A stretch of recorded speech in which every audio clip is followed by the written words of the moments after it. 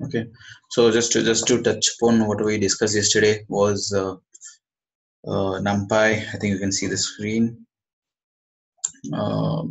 List, understanding how to create a Numpy data structure from a list, how to create Numpy zeros. Then you have something like zero like. Okay, so what it does basically, it gets a data structure, a Numpy array A in it, and what it does, it allocates the same size of memory, and all the value will be A is not zero actually. As you can see here, A has some values.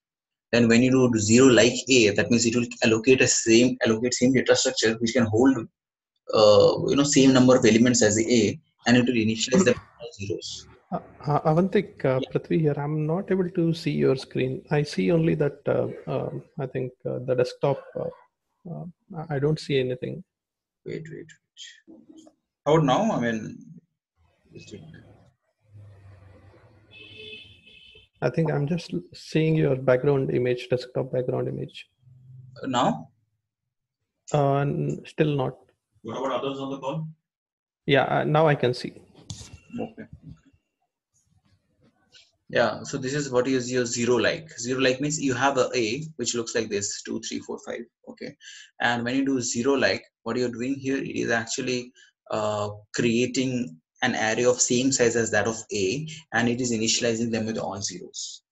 So what is the use of creating such an array or of creating zero such a data structure? So many times what happens, you already have some data. Okay, you want to create a placeholder of same size and want to copy some contents out of it there. So these are the things which makes you, I mean, in machine learning, many a times you need to copy data to do some manipulations and all that at low level. Copy data from where? From one data structure to another. Right. So why do we and zero so that you can do some operations on it. You don't want it, or you can do zeros. I mean, of course you have ones like and all that, similarly ones like. So if you need a case where you need zeros, you can make use of this API. Or if you have, or otherwise you have to do a two-step process, right? First you have to allocate that, or first you have to get the dimensions of the previous data structure. Okay, then you have to add them zeros to that two-step process, right? So this is like kind of short. So here it is just creating a data structure with zeros or let's say ones. Right. In a specific dimension or size. Right. And then we can manipulate data with this. Of course, you can manipulate. And so it's prime. I'm just trying to understand the use application. Applications. The thing is, yeah, of course, these are like small tools, right? It's like screws and nuts and bolts. So of course, these are like building blocks of a bigger thing like vehicle and all that. Okay, so that is how you treat them as okay. Okay, this is how a screw works. Okay, to understand how a screw will be fitted in a car, you have to go to car, right? So that will come shortly. So now, if we would type A, then it will show 0, 0. Right, but if you didn't store it here, like if you do B is equal to NP zeros, then B will be all zeros. You can print B. Oh, and A will return the same stuff. Nothing is changing in it. You just type A and it will show you this array, right? Right. That is what happened here. A will show you this, B will show you this. I mean, if you assign this to.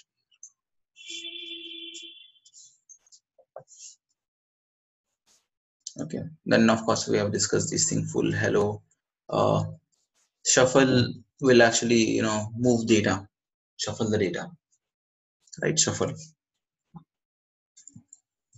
right? Whatever D data you have, will also randomize the data contents. Shuffle. Seed accessing, two-way of access, first row, first column. Is pretty much we have done. Shape, size, dimension we have done. Reshaping we have done, right? Reshape -1, will actually convert whatever data structure is there to one column and whatever rows is required. -1, 2 columns and whatever rows is required. Okay, then you can continue adding one dimension. Okay. So yesterday we have seen append. Then we have horizontal stacking, vertical stacking. So that was pretty much around it, what I've seen yesterday. Let's proceed further.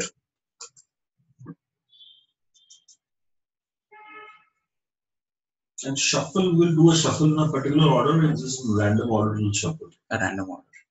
Then why don't we just call random? Random will generate numbers. It is shuffle is inside random library only. Yeah, no, I understand that. I'm just trying to think of the application. Random dot, other utilities are there, functions are there.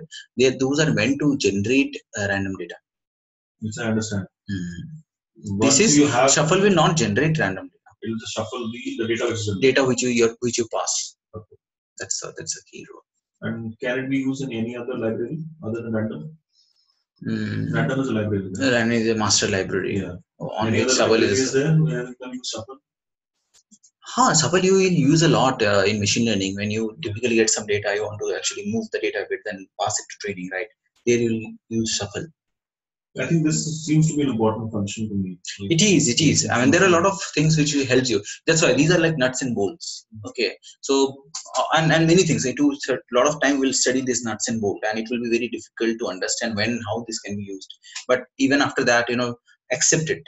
That okay, this is how it works. Later on when you use it, it will still start making sense.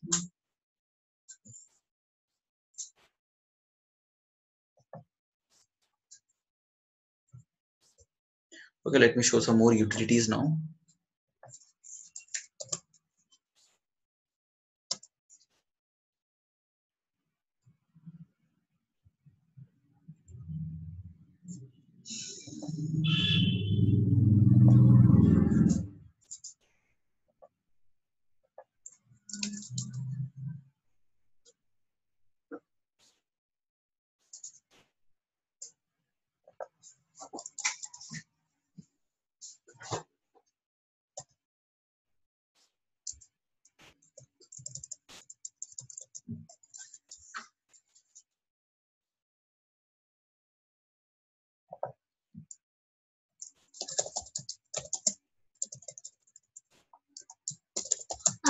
You have curriculum for this course data and machine learning visually. Can you share it?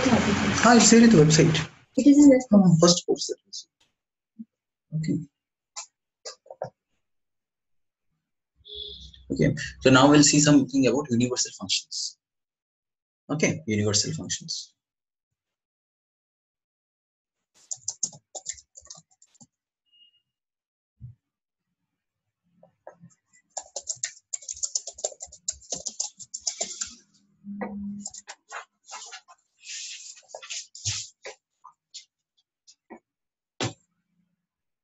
Every time you have to do this, import Numpy. Every time you create a notebook. Okay. A new notebook. Notebook, right? Because there you need to actually. Okay. Okay. And before I go there, I just want to show some tips and tricks by which how can you find how fast is the algorithm. Okay. So there is some utilities like percentage time that is only available with this guy. To percentage time it. Okay. So okay, percentage time it, and if you do the sum of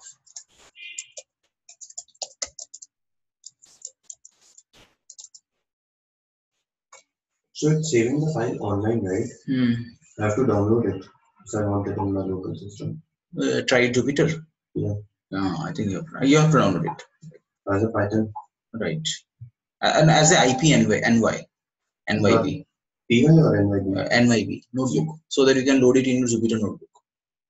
Or other as the see here. IPython notebook. Okay. See here. Suppose you have this special utility for Jupyter notebook, that is percentage time it. Okay. What is this? It did actually, here you wrote some Python operation here, isn't it? Sum of range of this. Yeah. It actually showed you how much time did it take to execute this. Okay. What range? This function. See, this is like range of 10,000 means it will generate a list for you from 0 to 9,999. Okay. Then some function will do a sum. So doing this operation of course takes CPU. It takes some time. So if you do percentage time at some of this, it will generate. It will return you the time it takes. Okay. Okay, so we'll use this. Yesterday I claimed a lot about Numpy, isn't it? That it is fast and all that. Okay, I need to prove it, right? So that's what we'll use this to prove it. And what does the result show? This result shows how much time it took, 450 microsecond. Plus 18.5. Plus minus 18.5 microsecond per loop. Correction, plus minus. The average, this is the correction and all that. So let's see how to use this actually. So is it dependent on the machine where it is running? Of course, it might be a little faster if you have a better machine, right? It might be 16 GB RAM, right? So you might work it faster depending on processor speed and all that. Let's see. So we'll use some Python NumPy utilities and see and compare with this, compare with regular Python. Suppose np dot array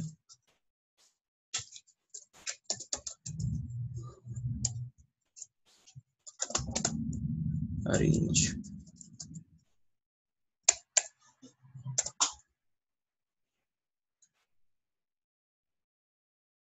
is equal to too much dependent on system. Oh, it came faster for you, is it? 220 microsecond.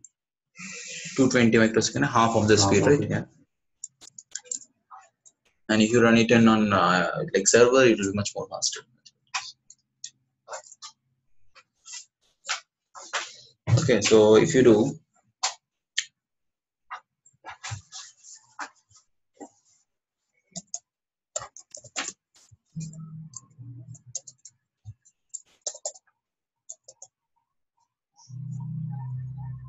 if you want to find out how much time this is taking and do some A-form.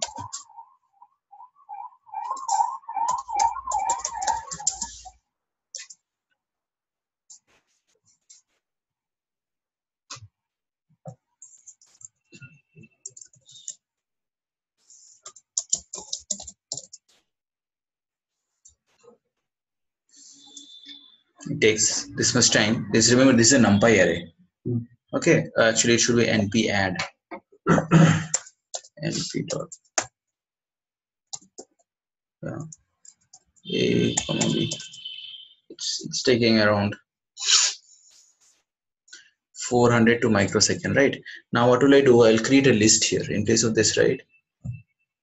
I'll do the same operation. So let's see if it is doing it faster or not. L1 is equal to range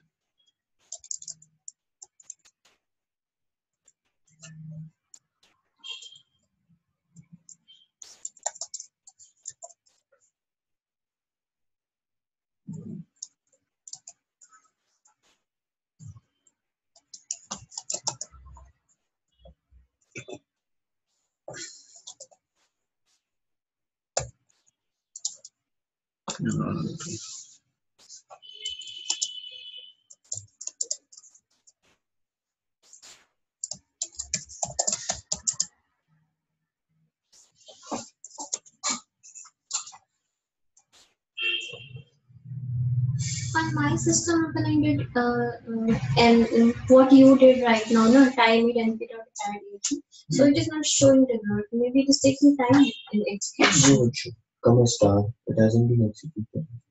No. Okay. No. What? Shift enter to execute.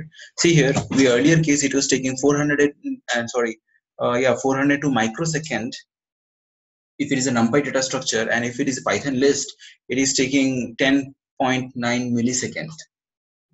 It is around, the scale is pretty high. I mean, it's around 100 times or sorry. So here it's high, no? There it's taking less than microsecond. This should take less time, right? Yeah, that's what, this should take more time. It is taking more time, quite more time. Less is taking more time. It is because that's what we claimed, right? We claimed that NumPy is very fast, and that's how we see it.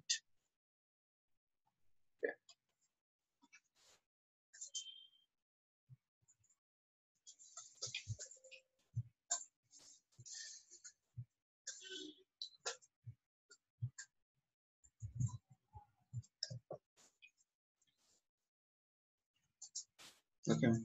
Now that we understand how to make use of this, and you can see these are your Python universal function. Okay, you see this NP add, and let's see more of those. Suppose you have a list which contains positive negative values. You have, okay, so let's see this NP array. Okay, 1 comma minus 2 comma 3 comma 4 comma minus 6 comma 8. Okay, suppose you have an array like this. Will this time be different every time? It might change. Yeah, there are a lot of caching and all that. Okay, so you cannot really expect that always it will be same. It will change. Okay, so see this, we have some data here, right? Some data here. Now what will happen here is you want to find absolute value of all of them. np.abs. Okay, pass the data here.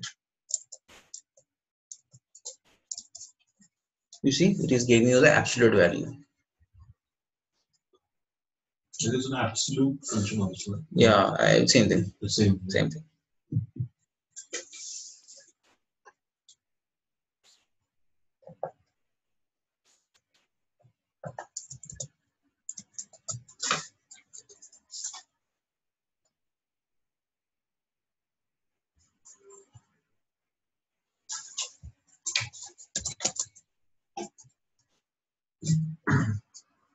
Okay. So these Numpy has many syntax commands. So the commands which you are showing us right now, these are the main common. These are if you know this, you'll find writing code a lot more easier. Okay, but having said that, I cannot claim that this is everything. Okay, but most of the thing, yeah. You should be using this. You should be able to do more or less whatever you want. Okay. But you said for deep learning, Numpy is, let's say, the understand. The Numpy understanding has to be there. Right. I don't think Numpy will be replaced over there. It's just right. The understanding that is. So now you can actually understand. Okay. Now you see the performance. By the end of Numpy, you'll be able to okay, this is how it works. That is understanding. We need to proceed further. Let's see. So you see, this is ABS function. It is giving you, but remember, it is not changing anything in the data. It is just giving you this. It's not changing anything in the data, right? Now let's see next. Okay. Now you want to find maximum value among them. Then you have this utility. So you remember, in Python also you have max function, right? And you will see a very important difference here. np dot random dot rand. Okay. Suppose this is your data A.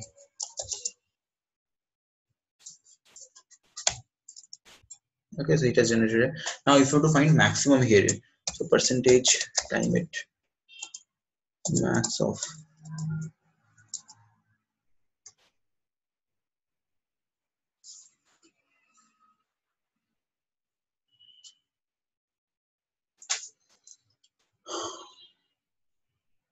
which take 1.2 and then see this. This max function is a Python, right? Yeah.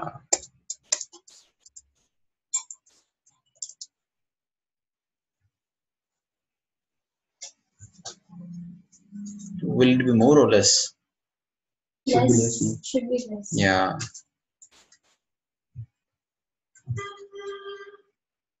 Quite less, right? You can see millisecond and microsecond.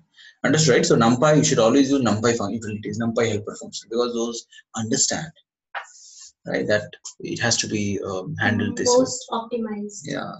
Right? So NumPy, when you're doing NumPy operation, prefer NumPy utilities, and more or less for everything there will be something like that.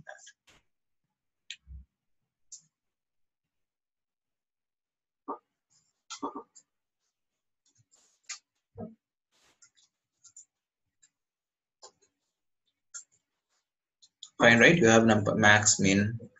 Okay, let's proceed further.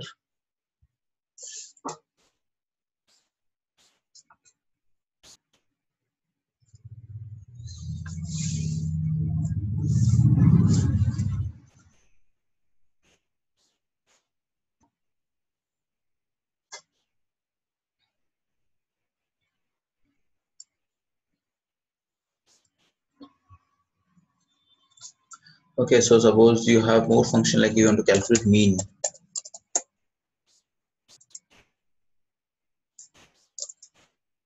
It is mean of the data section, NP mean. Got it, right? NP mean. You want to calculate cost of the data. Cost. Okay. It will find your cost of the data. This private function is little bit slow. Yeah, because that is precisely because it doesn't give you how much time is it taking based on one execution. When you do, remember, when you do lab experiments, you will repeat that experiment 10 times and see what is the best. I mean, you'll find average of it and then show the result. That is why it is taking a little more time. For first time it is taking more time. No. See here, when you do time it max, right? Okay, we do time it max. It will execute NP max how many times? 7 times. Then the average is 15.5 and the standard average error is 790 nanoseconds. That's how it works.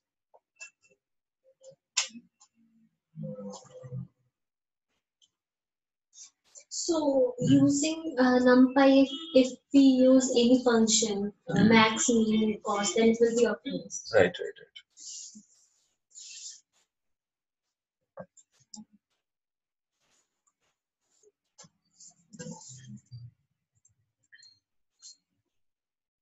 Okay, so these things are known as aggregate, universal function or ufunc. In the in the course you'll see ufunc. It is known as universal function. These are known as aggregation, isn't it?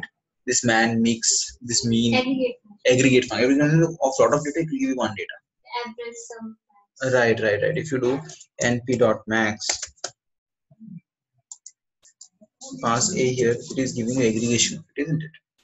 What is the difference? Max, maximum, same thing, right? Max and maximum. Where is We're maximum? showing two options, right? NP dot max. This one. Max, maximum. Invalid number of arguments. So if you don't know, like I haven't used maximum, so you do this np dot maximum. See this. So function that operate element by element in the whole array.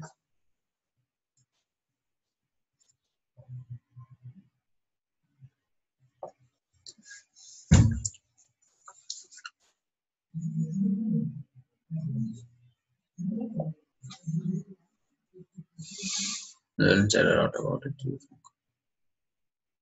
U function. Universal function. These all belong to universal function. Okay, it's not much used. NP max. How do we get to know what is it explaining? So one thing is, of course, you'll find something over here.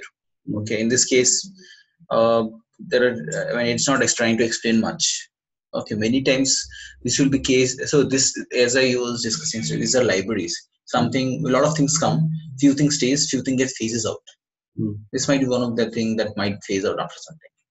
Okay, so that's what. So like other things, if generally let's see the max thing, we'll find more explanation. And you see here, okay, it gives you a little more, or not max I wrote on.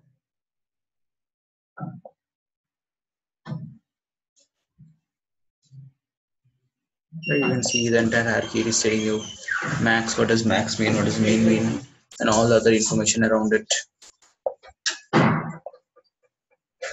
Okay, this is the data. Max is there, max is there.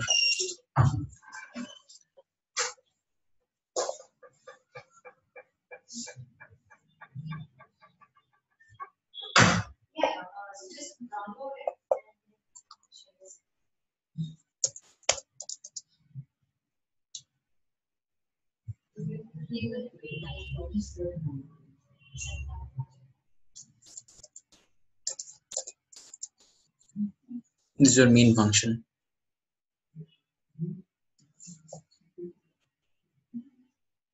That NP mean data, and it is giving you mean of it.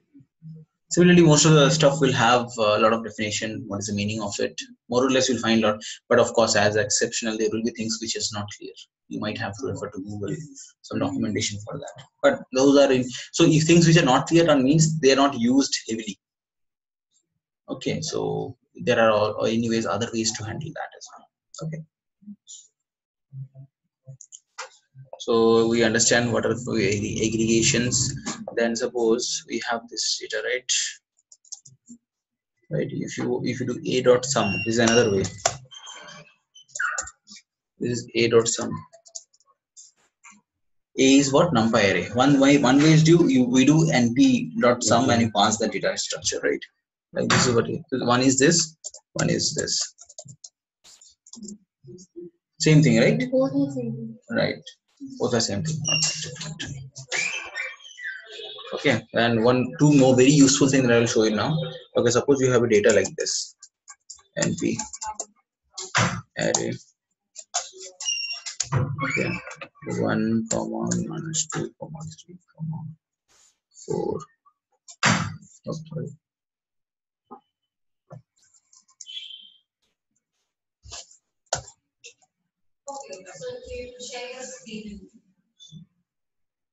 Okay, so here you have np array. 1, 2, 3, 4. Now there is something like np argmax. Can you tell me what this means? Maximum of arguments. Maximum number in the arguments. In the data structure, which is the maximum number? 4 is the maximum number, right? Yeah. No, number of times that value is maximum. 4. Like,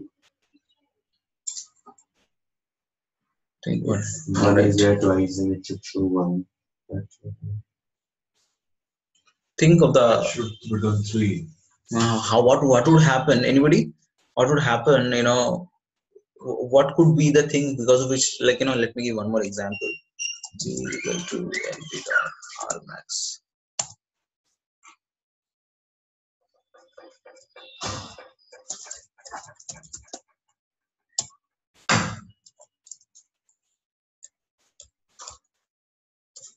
What should he return? Sorry. 2. Number of integers in the total. That is 4, right?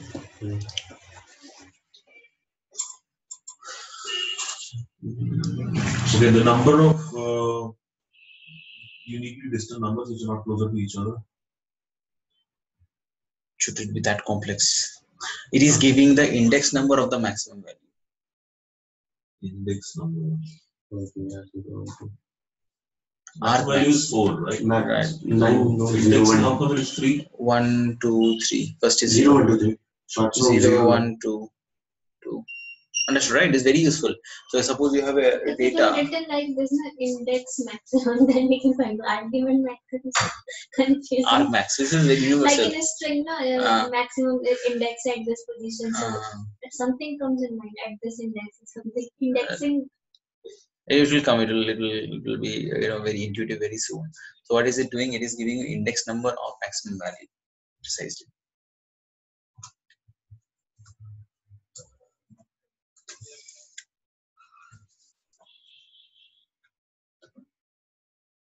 In Numpy, that dimensional indexing and slicing, that always I get confused. Okay, slicing.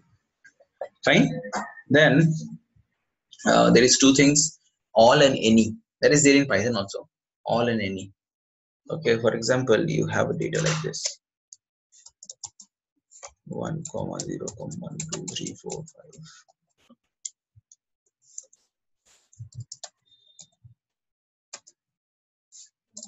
And how do we go to the details and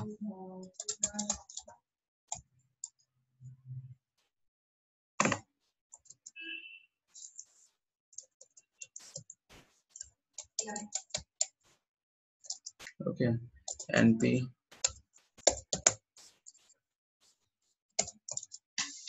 false, because it will check whether any of them is non-zero over here, false. But NP all any true, fine, right? As long as there is one non-zero value, it will return true.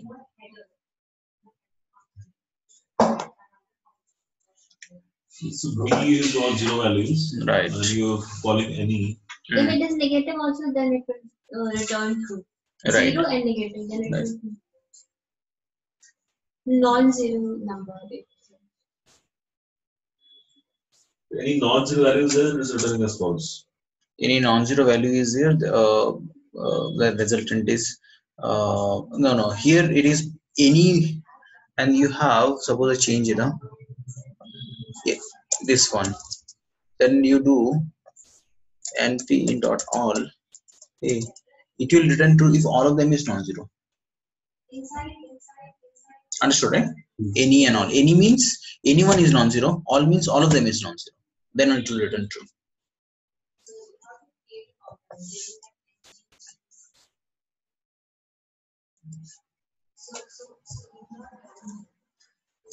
Fine so far. Now is one of the most important topic and very confusing, but least you will be using it very less.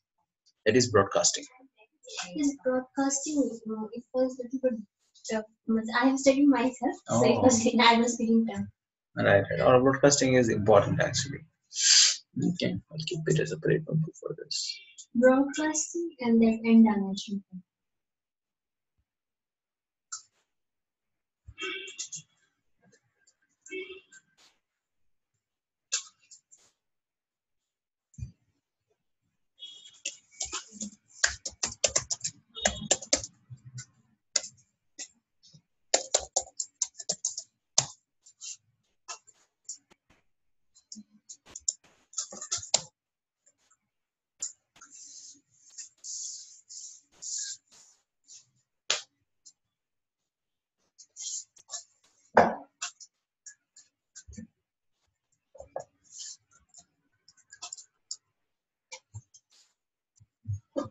Okay, so let's first see small operation. Understand this: if any interviewer is asking one question in interview Numpy, it will be broadcast.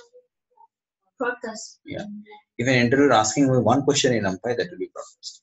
Understood, right?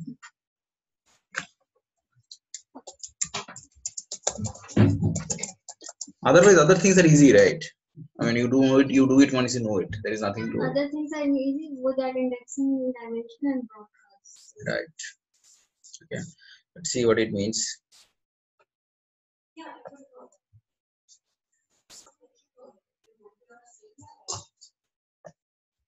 Suppose I have this two array A and B. Okay, so you have this A and B here.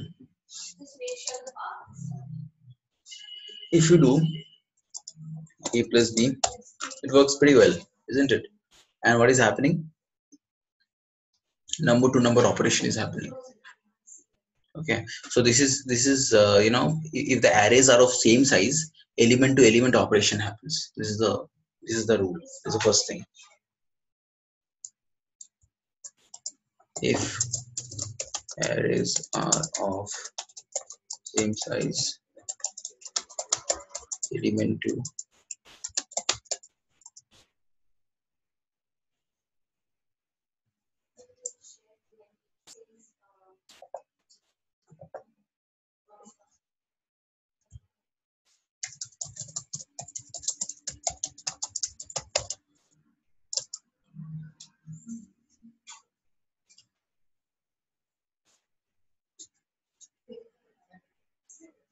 okay.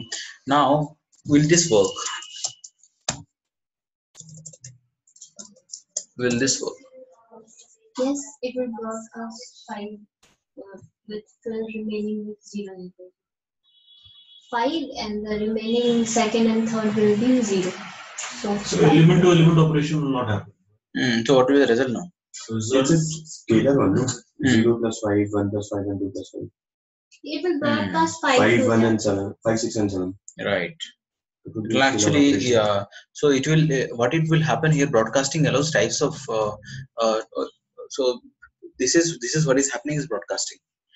Now what is happening is scalar value and a vector value, you're able to add it, and what is happening here, 5 is converted into the vector dimension, 5, 5, 5, and then the operation is actually happening. Okay.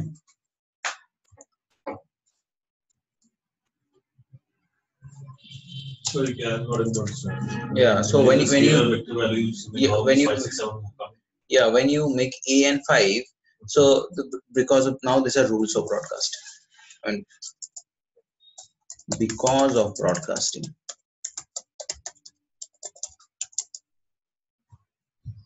What is broadcasting? In NumPy, broadcasting is like handling, doing operations between data of different sizes. Okay. Understood, right? Doing operations between data of different sizes. That is precisely what broadcasting.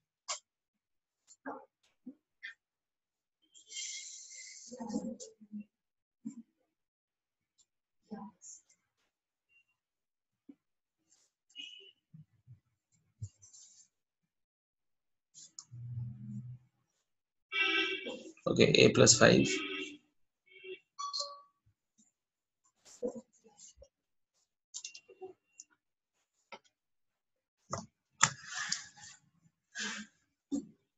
Because of broadcasting.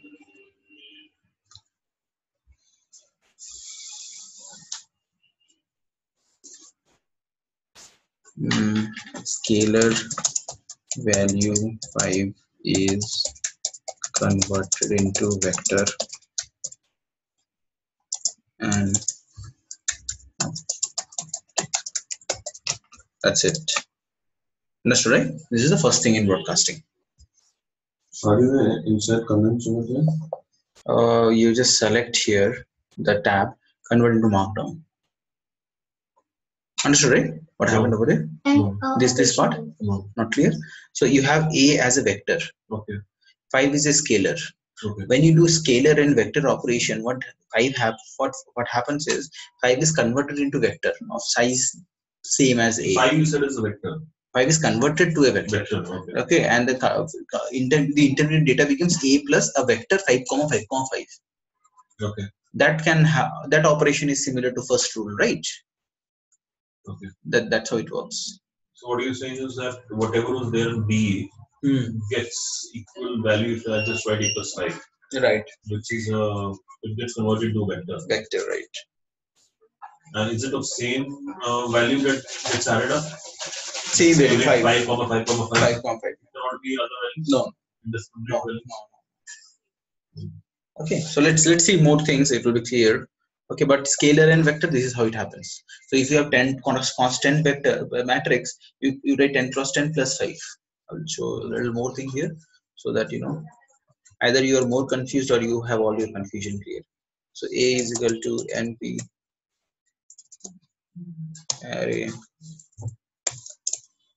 1, 2, 3. This is first row, 4, 5, 6. This is the second row.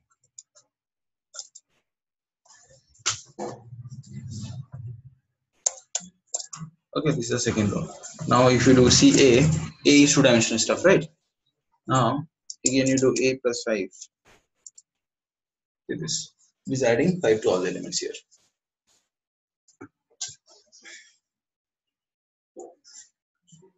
Can you convert a vector to scalar?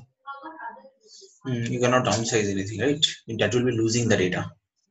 I'm just asking that, is it possible? Because let's say you have this as a... You can, vector. I mean, there is nothing like you cannot do. You can, of course, do everything, just that you will be losing the data part. Understood what is happening in the second example? You are doing a matrix and a scalar operation. It is A is 2-dimensional. 2-dimensional. If 5 is getting converted into 2-dimensional. 5 plus 5, then each element-wise addition is done.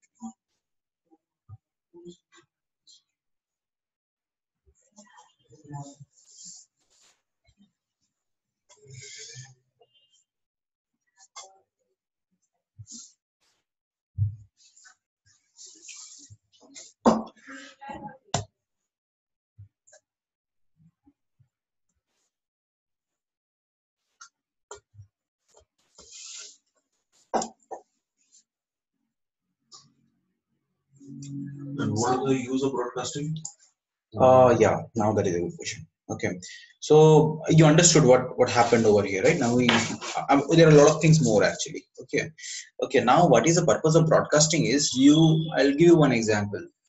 Suppose you have a huge data. Okay, huge data. Your intermediate calculation has created some huge data, and you have another data. You have to find distance between these two data. Okay, distance between these two vectors basically. So you have to do those operations very fast. So you can see here using this using broadcasting, I mean because of broadcasting you can do this universal function operation between data of different sizes itself. See, ideally how do you find out the lowest distance between the 2 points by broadcasting?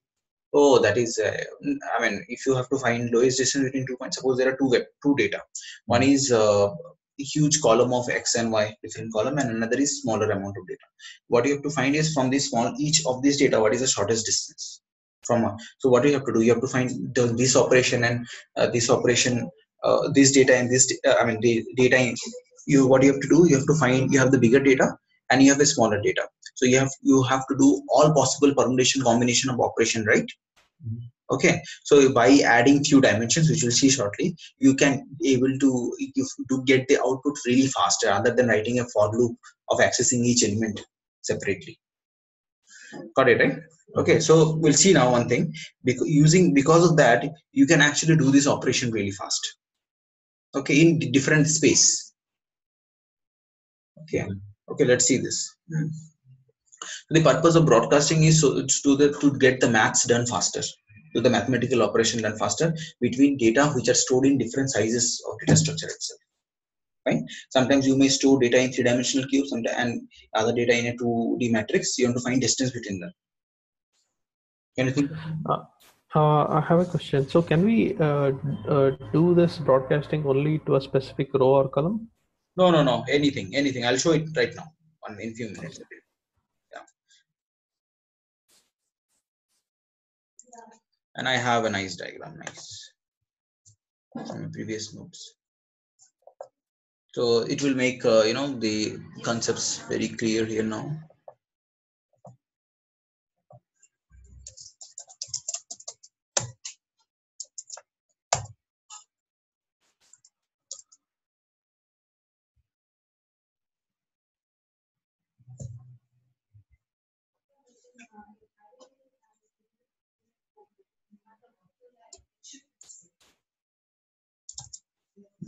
Yeah, see this diagram here. Okay, so first case I was talking the first example, right? So you see here, if you do np arrange 3 within 0 1 2 and you are adding 5 to that scalar value, what did happen? It actually multiplied. Yeah, vector, then the operation happened. Just keep this. So then you have np 1 comma 1 3 cross 3 matrix is there, right? And here you have np arrange 3 away. This is 2, this is number of dimensions 2, this is number of dimensions 1. You want to do this operation, what will happen? This gets, each row gets repeated, right? So these two are of same shape. Right? That is what is broadcasting happening. See, this data is extending. Now here you have this column and this column you want to add. Okay, to get this data. See, this data may not, we may not be able to understand why from this data we need this data. But for many internal mathematics, you need this operation to happen. For that, what you are doing? Okay, this is the rule number 3. I have spoken about this. Okay, here this also happens automatically. Okay, now this is what is very interesting. So what is the dimension of data now? Dimensions, 2 dimension only. 1 dimension. 1 dimension, yeah. Right. Yeah, so np arrange 3 you want to add with np, I mean this is 1 dimension, this is adding 1 more dimension to that. Yeah, 2 dimension and 1 dimension. You want to do addition between them. How will you do? You first needs to what will it do? It will actually add dimension here, it will add dimension here, then both of them will be sent and then the operation can happen, isn't it? Yeah. Reshaping, what it is doing right now. Okay, and I will show that. I will write down the broadcasting rules. So what is this reshaping doing here? See, otherwise it is like this, right? A is equal to np arrange 3, right? Okay, and then reshape 3, 1. Right, this is how my A looks like, right? And B is np arrange 3. Okay, if you do A plus B, will it work? See, it is working. How this is working? This is working because just imagine, this is 0 1 2. It is like this data is like this. You're trying to add this and this. How it will work? It will possibly work because if you can add 0 1 2 0 1 2 here, it can add 0 1 2 0 1 2 here, then the operation will happen and then only this will be generated. Okay, so what is possible now? Okay, so let's understand 3 rules of broadcasting which will make your decision making very easy rather than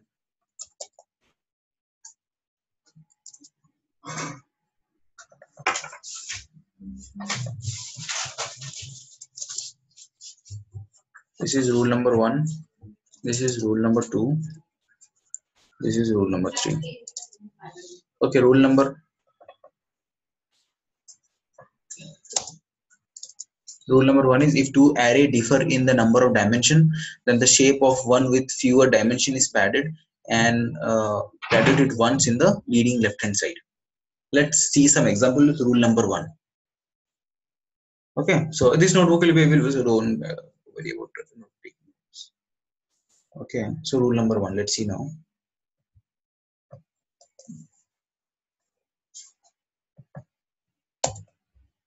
Okay, so see, M has all ones like this 2 cross 3 shape, right? Okay, A has like this 0 1 2. Okay, so what is the shape of M? 2 cross 3, right? What's the shape of A? 3 comma.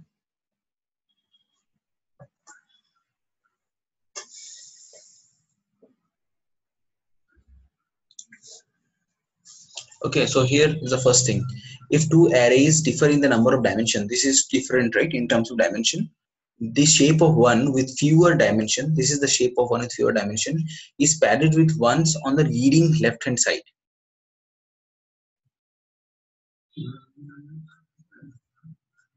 Okay, so see how to understand this. You have to do operation between them.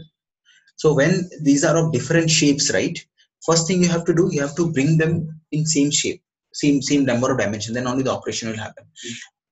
If in that case, if okay, so here if you want to bring this two in the same dimension, what can we do? 2 cross 3 is there, right?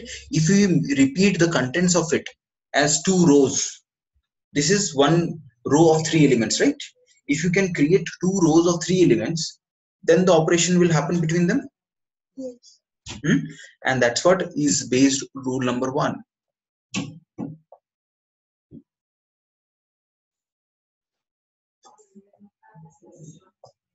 Okay, so see this.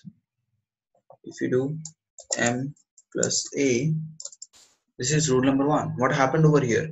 A is your, what is your A? 0 1 2. Right? So 0 1 2 is repeated twice. 0 1 2 0 1 2. After that, it is getting added to all ones. All ones. That is why the add value has added once. Okay. So yeah, 3 comma is like 3 comma 1. Number of elements is greater than M, right? So see, by rule number 1, okay, I'll explain this by rule. So by rule number 1, what will happen? It will add when the dimension is mismatched. It will see when the dimensions differ. The shape of one with the fewer dimension is padded with one in the left leading side. That means left side. That means by rule number 1, the shape becomes 2 comma 3. Sorry, M guy is anyway 2 comma 3. This guy becomes 1 comma 3 because of rule. If we do A plus M, the results will differ, right? if we do a plus m, why should a plus n and m plus a should in mathematical world be different results? No, right? No, Add is associated. yeah, right. Should always be the same. Okay. But how this one has more dimensions I didn't get. The rows are greater, right? So what is the columns? what is the dimension of shape m? 2,3. 2,3. What is the dimension of a? Just 3, 3,3. Just one row it is, right? If I do a dot ndim, it will be 1. It is one dimension. Yeah, it is just one dimensional array, 1.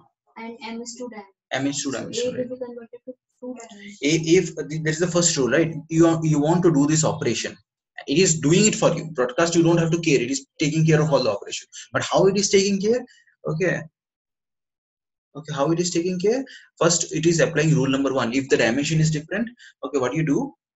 If the two arrays of different dimension, the shape of one of the fewer dimension padded with ones of its leading source. If the dimension different, this 3 comma will be changed into 1 comma 3 first. That means it is created one row of 3 elements. Understood, right? 1 comma 3. Then the second rule, if the shape of two array does not match, that means one is 2 comma 3 and one is 1 comma 3. That is not matching, right? The array with shape with equal to 1 in that dimension is stretched to match the other shape. That means the 1 comma 3 array will be now shifted to 2 comma 3 array. Understood, right? Yeah. Okay, so because of rule number 2, first stage, it will convert this a to m. Yeah, you will convert this a is 3 comma, right? You will convert 1 comma 3, one row of 3 elements. In the next stage, it will find, okay, this row, one row has 1, it needs 2 rows, so it will make 2 rows of the data. So 2 comma 3. After making it 2 comma 3, this operation is successful, isn't it? Right? It is the last one you are seeing here. Diagram you are seeing, right? This is the one. How much like first time anyway, this is just a this will be a matrix for you. After that you have n range 3. So first time it will add number of dimension here. I mean it will add 1 to this, then it will add number of dimension. Then the operation will be successful. Can you repeat rule 2 again? Right. Rule 2 is when rule 2 is after when you have same number of dimension.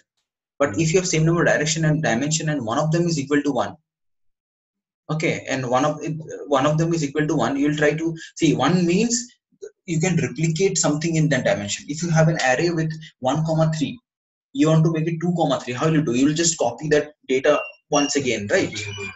That is what will happen here.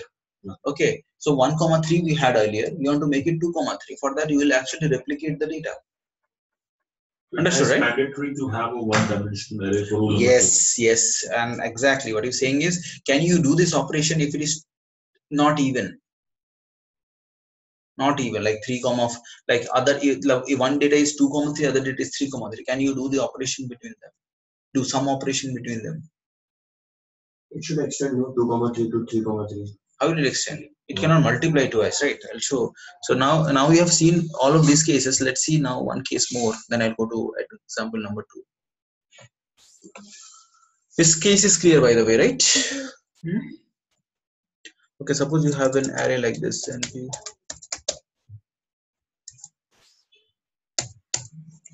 1, 2, 3, 4, 5, 6. This is 2 comma 3, right? B.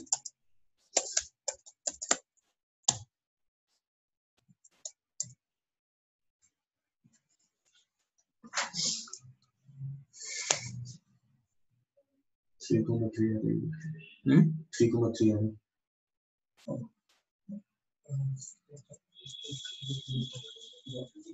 Wait. So you let me know when to take it. Okay, just 2 minutes.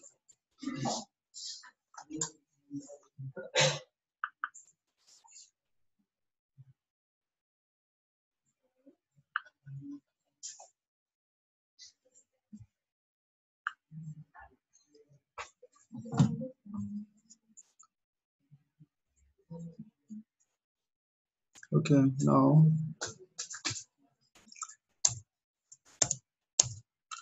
1, 2, 3.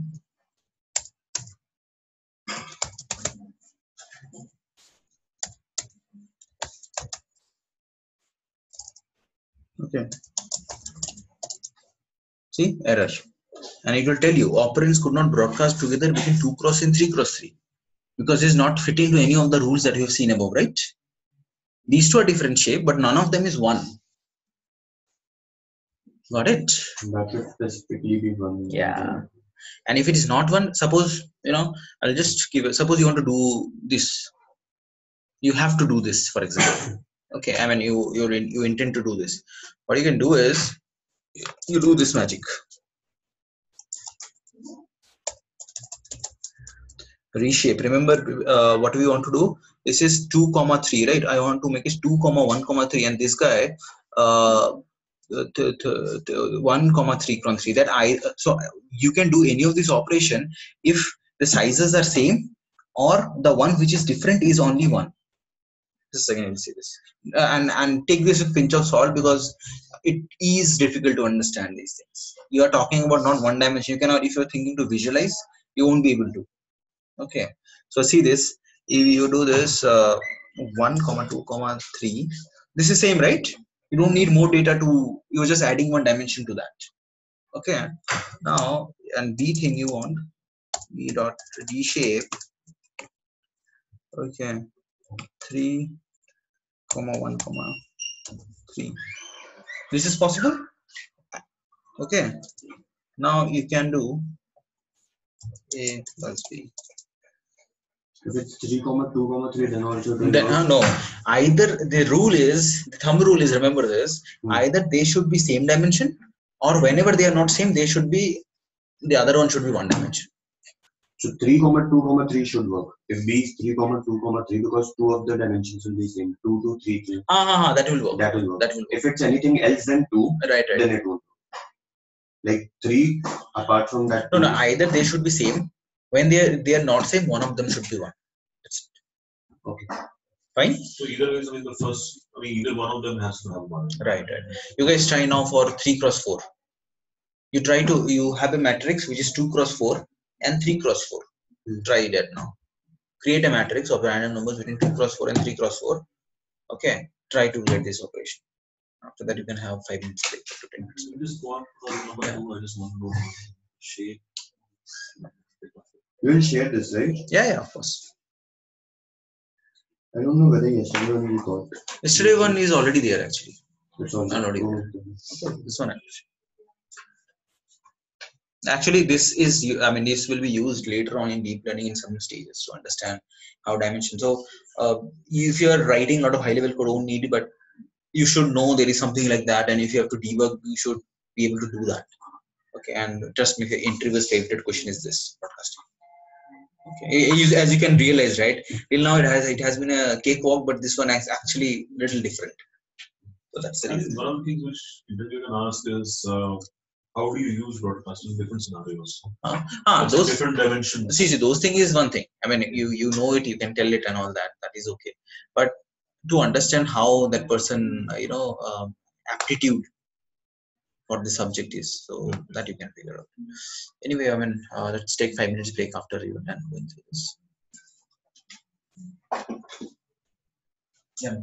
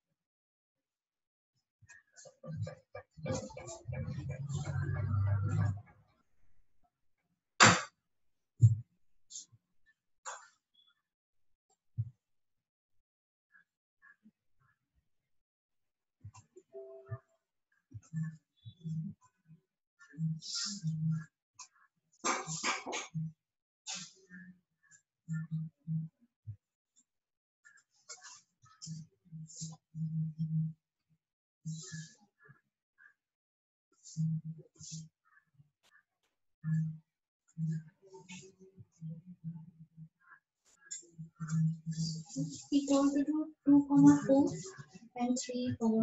Yeah, 2,4 and 3,4. So it will give error. That's just we need to reshape it and Either should be dimension should be 1. but you need to add in dimension. Otherwise, it should not work.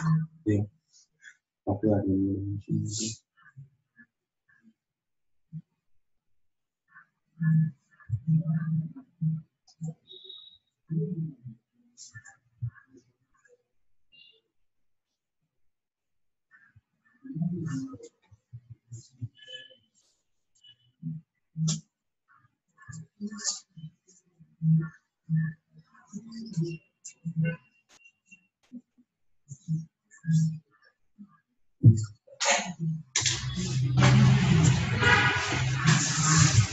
I think that reshape works.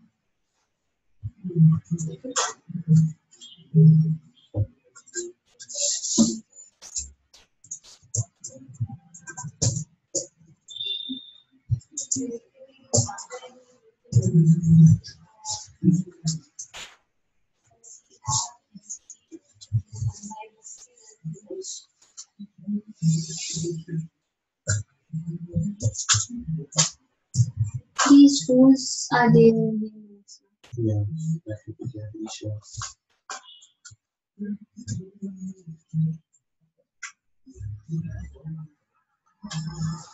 A is 2,4, B is 3,4. If I make it 2, 1, 4 and then add it to this, it doesn't go.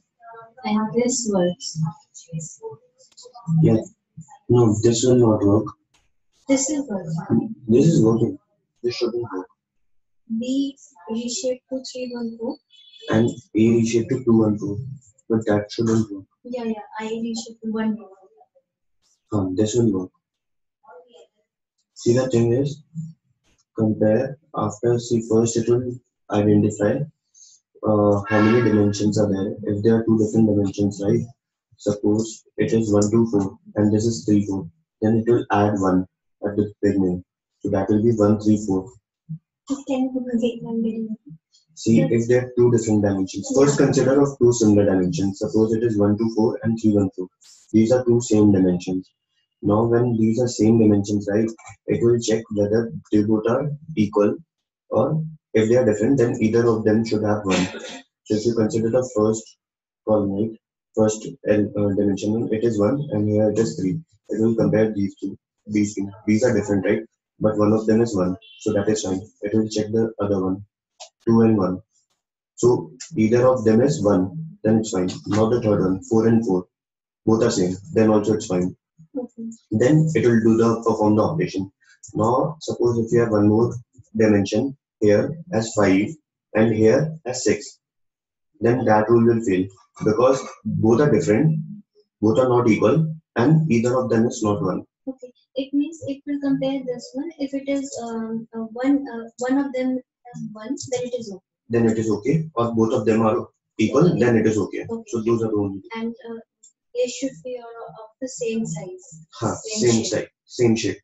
1, 2, and 3, 1, 4. There is not one. No, not. It has a different rule. This is one of the rule. Yeah. Other rule is that if it is 1, 2 and this is 3, 1, 4. So what will it will try to do is it will try to add one dimension over here. So it will become 1, 1, 2. That it automatically does, but it will add one more dimension. Now it will be 1, 1, 2. This will be 3, 1, 4. Now it will try to do the comparison. Again, it won't work because 2 and 4 are different. They are not equal, and either of them is not 1. So this will fail. So in this case, 1, 2, and here it is 3, 1, 4. So it will broadcast this one, 1, 2, 4. It will broadcast, but then again, broadcasting, how it does it? It will add leading, at the leading part, it will add ones, which has lower dimensions. So this one has lower dimensions, right? This is 3 dimensions, this is only 2. So it will try to add one more dimension over here. So it will add leading, at the leading end, it will add ones. So it will become 1, 1, 2, right? Now it will apply the rule that I told you here. Okay. First, this is the first rule. This is the second rule. So when you apply the second rule, it will fail because see 1, 3 it is fine, it satisfies. 1, 1 it satisfies, but 2, 4 it does not satisfy. So it will fail. So what you can do is, if you want to do here, you can reshape this one to 1, 2, 1. 2, 1, 2, 1. It is 1, 2, 1. Now this will work. Yeah, 1, 1, and 1. This is the rule 1. You are applying these two rules on any dimension.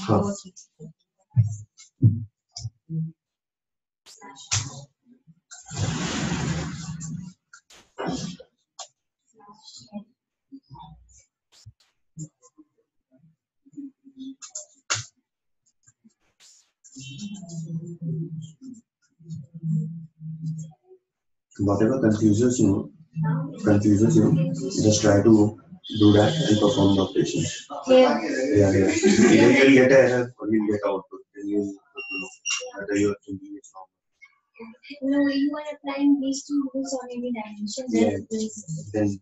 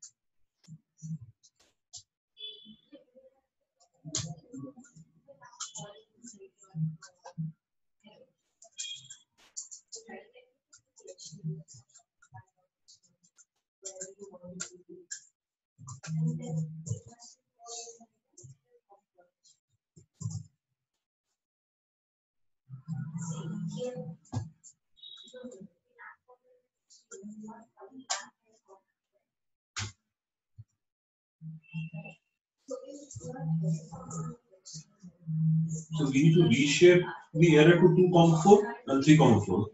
Yeah, 2, 4 and 3, 4 are two different arrays which we need to perform addition on those two arrays. So directly we cannot do. So We need to define reshape those arrays first. Yeah, we need to define those. Because the Two, first, yeah, we need to define those two. okay, 2, 4 and 3, 4 using random or anything.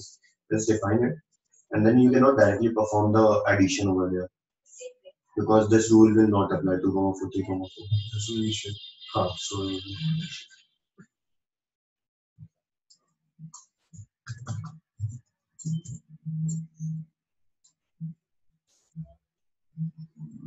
So then you have this one, right? 1, 2 and 3, 1, 4. These are the two dimensions. 2, 1, 3, 1, 4. 2, 1 And 3, 1, 4. So it will become 2, 1 will become 1, 2, 1. 3, 1. So that will work. Either one or should be same. With 2, 1 it will work. With 1, 2 it should not work. Here, if it is something like this 3, then it will not work. Yeah, then it will not work.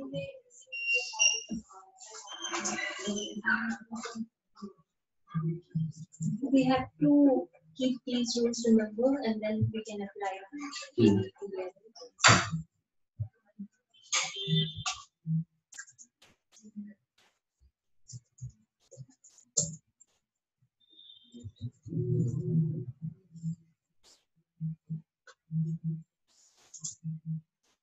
And I will check that one. What 2, 3 and 3, 1, 4. Yeah, 2, 1 and 3, 1, 4. That should work, right? Yeah. So this one should work. This is working. Now if I do 1, This matrix is in random. Yeah. I am making this hard coded by. oh, you are typing in Yeah. 6 dimensions. You have to think of where to put What the square number? brackets. This one should not work because 1, 2 and 4 will not work. first 1, 4. Okay. Only these rules. If dimensions are different, add one more dimension, one only at the beginning. Make it equal. Do the comparison. First, we have to make the two arrays of the same size. Same size. And then one should be added at the left. But if And the then requirement is there are two arrays of different sizes, right? 2, 4, 3, 4, these are different sizes arrays, right? Or is it same size? No, these are same size. 2, 4 and 3, 4. Dimensions are same. Two dimensions. Yeah. Dimensions are 2 same. rows and 3 rows, yeah. But on this we cannot perform the operation because that broadcasting rule will not apply. Either of them should be one. So we have to add one in front of it. Add one dimension to it. Just reshape it to suppose 2, 1, 4 and the other one to 3, 1, 4. Okay. 2, 1, 4 is Yeah, 2, 1, 4. Other one to 1, 3, 4. Yeah, that's one of them has to be One. Yeah. Where that's what I was saying. Add one. Yeah. One So either of them will be one or they will be same.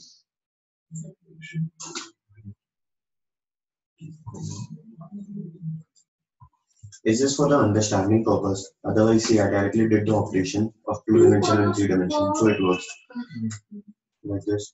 It has 2 different dimensions, right? This is 2 dimension, this is 3 dimension. So if I perform the operation, it will directly work.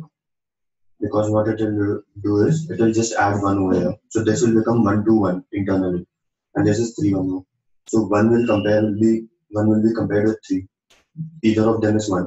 2 will be compared with 1, either of them is 1. 1 will be compared with 4. So again, that is rule 1, that it will add 1 every day. Yes. Yeah. These two are of the same dimension, these two, okay? Correct. So one is added at the left side. No, it's not added. See, it will be added only if the dimensions are different. Here, it is 2 dimension. Here, it is 2 dimension. So it won't add anything. So it will not work. So how will it work? So you need to manually reshape it. Okay. Okay. Now okay. It depends on ourselves. On my thinking, how will I reshape it? Exactly. I can add 1 anywhere. Yeah. 2, 4, 1, like this. You have to add it such that this rule, broadcasting rules, should comply with that broadcasting rule. So how to define A? NP array 2, 4 or random array? I did random, not random.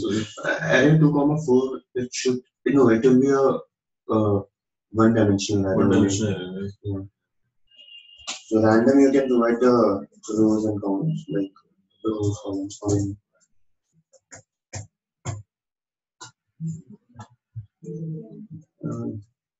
Give it without square brackets.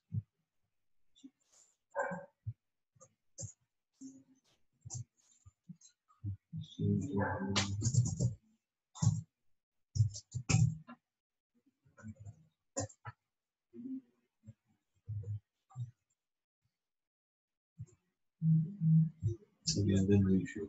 Yeah.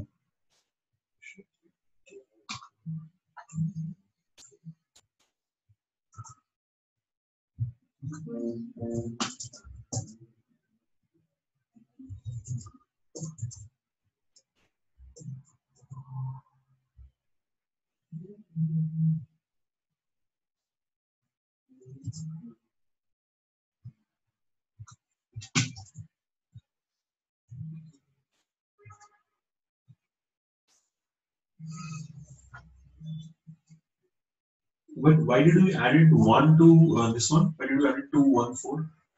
Like I just wanted to make it such that it should comply with broadcasting rules. So you can apply your own logic. Instead of 2, 4, you can make it. Can I make it 2, 4, 1? You can make it right. So but the other one you should make it accordingly. Other one has to be 1. So it can be anyways. It's just one of the ways. Either you can keep it into like 2 dimension only. Yeah. 2, 4 you can make it to some 1, something, and the other one. Then also it will work. Other one let it be same. Here in this tutorial, there is the broadcasting. Here it is not broadcasting mentioned. I don't think so, because he told that only the first lecture is present over there. So he'll upload that. He'll upload that today after the class.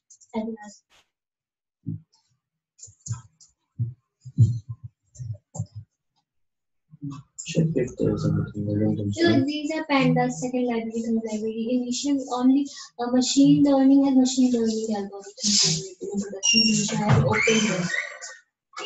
This is only number. Which one is it? Data science and foundation, right? Machine learning beginner. Data science and machine learning foundation. This one, first one. Yes. This is one more 10 of them. There's one more data science and foundation. 2 are there.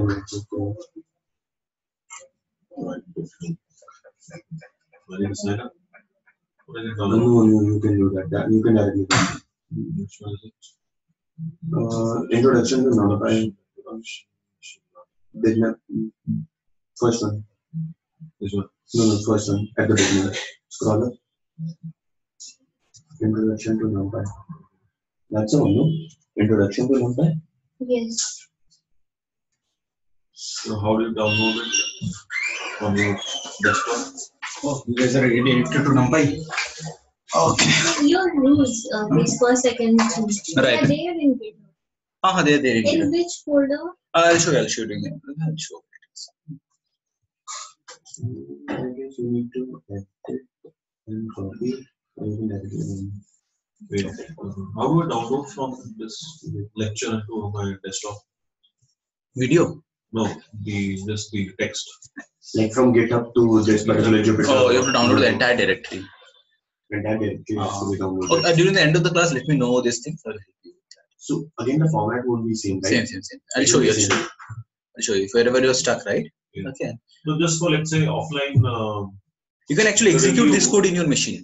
Huh? You can execute this code in your machine. I'm talking about the reading thing. Let's say rule 1, rule 2, rule 3. So it's as a text in your document. So I want to download the document and read it offline. Do this file. I mean, you go here. You have anyway a lot of text here, right? Okay.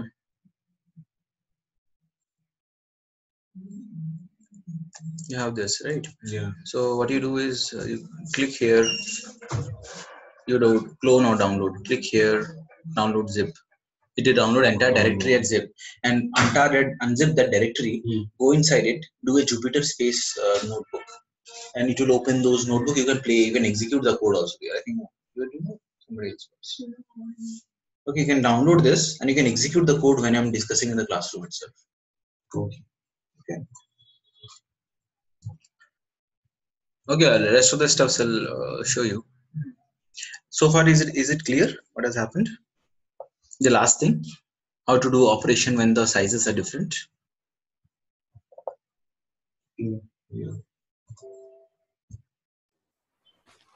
Yeah. Okay, cool.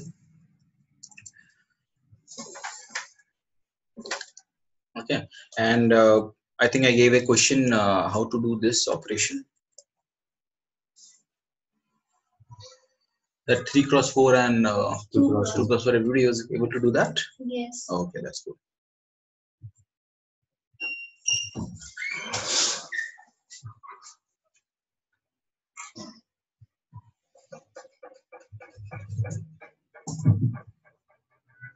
Okay, I downloaded the zip, unzipped it, and then I have unzipped it. Then how do I open? Unzipped it. Then how do you Introduction to Numpy. You have installed Anaconda? Yeah. Okay, after installing it, how do you open Anaconda Jupyter Space Notebook, right? I just open. Yeah, just understand this thing. Make sure you have added all the path in your environmental variable and everything. After that, go inside the folder in your PowerShell, like the way I'm using it, right?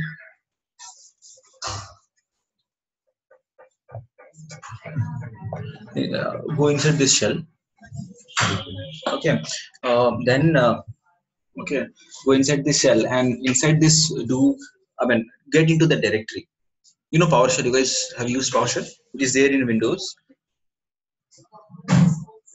For me, it opens in terminal. For you, for Mac, it will be in terminal, and for Windows, you just search in your search bar PowerShell. It is like Windows version 2, terminal. Yeah, PowerShell is getting. Yeah. So PowerShell is quite useful, I would say, if you are a data scientist, because it lets you open a lot of servers and all that. So it will be there. Go inside the directory. Say suppose you have the directory here, right? So I have this CMD open for Jupyter Notebook. Open PowerShell. Search for POWER PowerShell. Okay. Go here.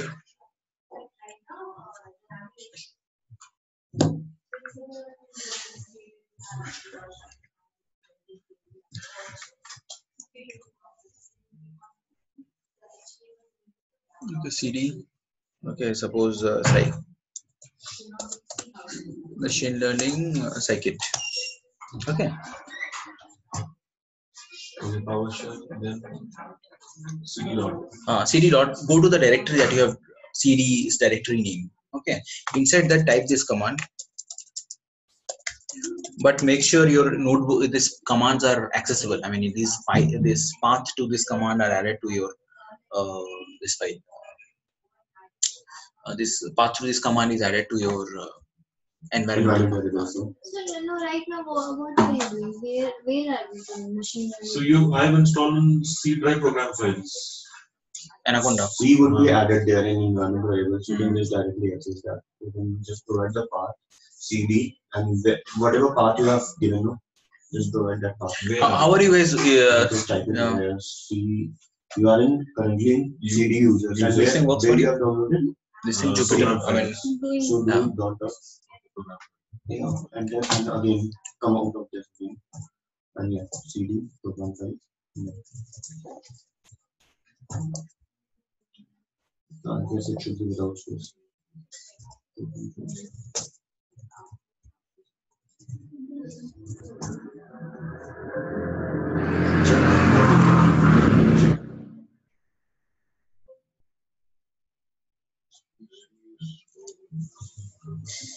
Program for example.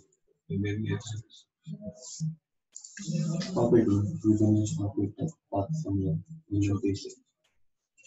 Wherever it is, right? Where you have downloaded it.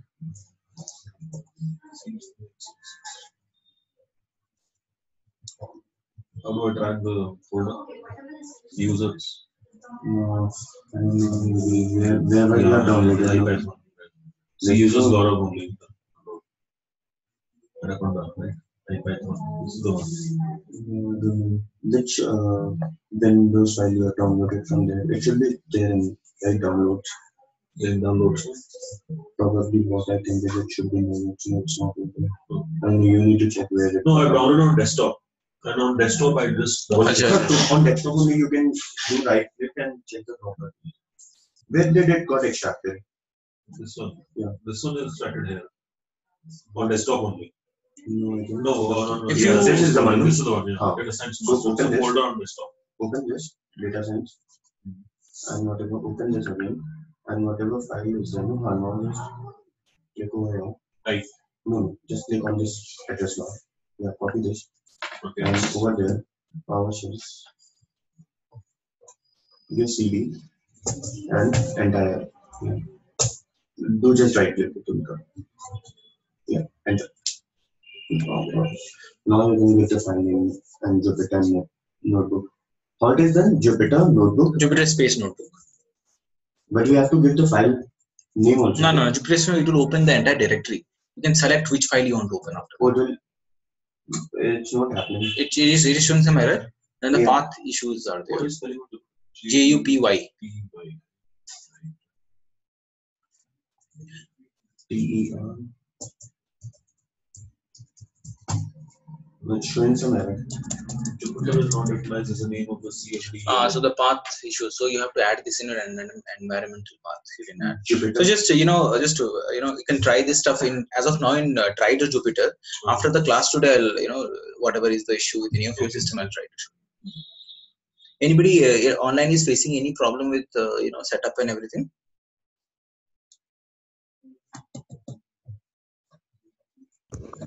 No, we are good actually.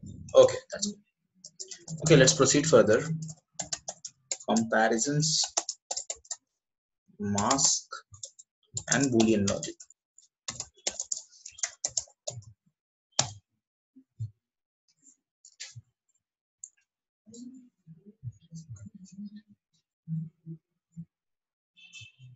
Okay, now let's import Numpy first.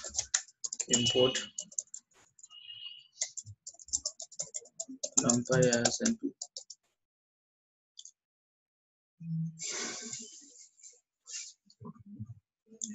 Okay, so X. So let's create some Numpy array. np.array. Okay, 1, 2, 3, 4, 5, 7, 8. Okay, this is the data. This is a pretty interesting thing that we are about to see now.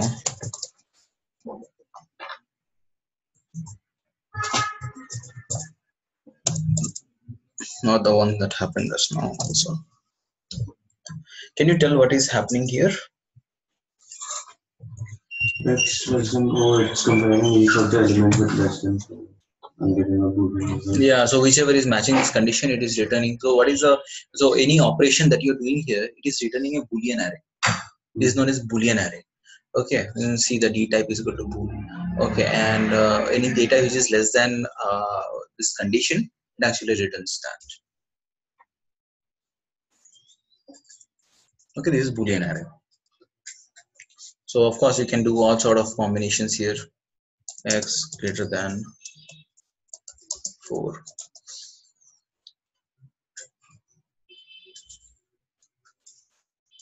Okay, you can do all sort of things. X not equal to 4.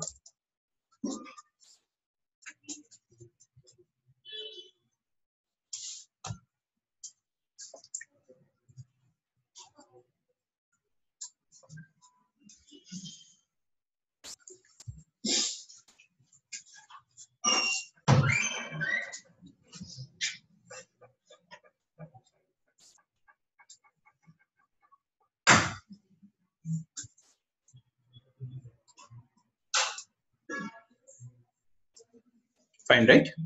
This Boolean array. You can write complex logic also. Okay, x not equal to, sorry, x greater than 4 and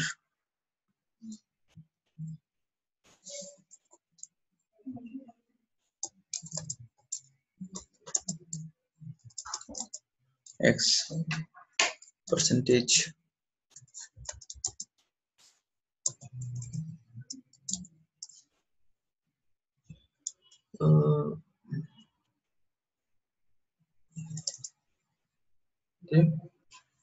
okay, you can write quite complex logic here. I think this is pretty clean what it means, right? So so this is the only number for which this is true. What is x? So age is the only number for which the entire condition is true, isn't it? Greater than 4 x Percentage 2 is equal to 0 means it should be multiple of 2. Yeah. Fine. This is okay. So as you see here, just that we want to see here by reading the data, I can tell you what is wrong, right? But I want to get this data which is matching this condition. For that, what will I do? X, and in a bracket I will pass this data. Just see this. It will show me the data. This is masking. So if you have some data, see this. If you have some data, and if you want to, if you want to, I mean, get only few contents, you have this Boolean array, right? You can pass this Boolean array as a index, and it will give you only the data for which the corresponding value of Boolean array is true. In this case, as you saw this, if I pass x to that, this is the Boolean array, right? If you pass this data to Boolean array, so that means it's just a view, it won't change x. Right. We are just providing the index as a Boolean. Right. For that index, it will give the values. Right. What if we need to assign it to different variable? We can do that. If you want to assign it to different, you can do it. Just y equals to something, and it will create. It will create, right? Like if you do this now, if I execute it, you see x4 not equal to, see x at 4, every data is here. Okay, so we need to assign it to some y.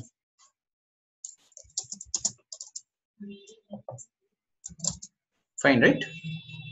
This is how Boolean, masking and all this thing works.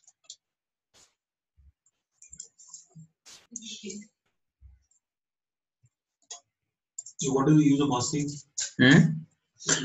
See, if you have some data, I'll tell you. If you have some data, and if you want selectively, suppose you have some, actually you have some numbers, you want to select only positive numbers out of it.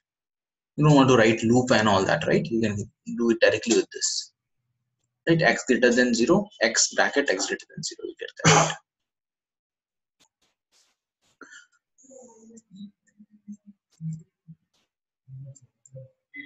Fine so far? Okay, I think so far you guys are ready for first exercise. Okay, so I'll show you what to do. So we have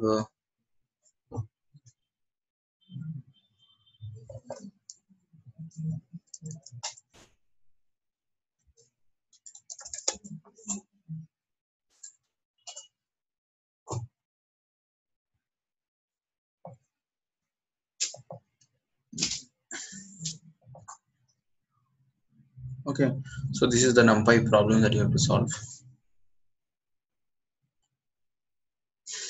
Note down this thing, zclaps data sign assignments. You have all, I think 10, 12 or something like that. Yeah, solve all this data. It will give you zclap inside zclap data sign. Yeah, zclaps data sign assignments.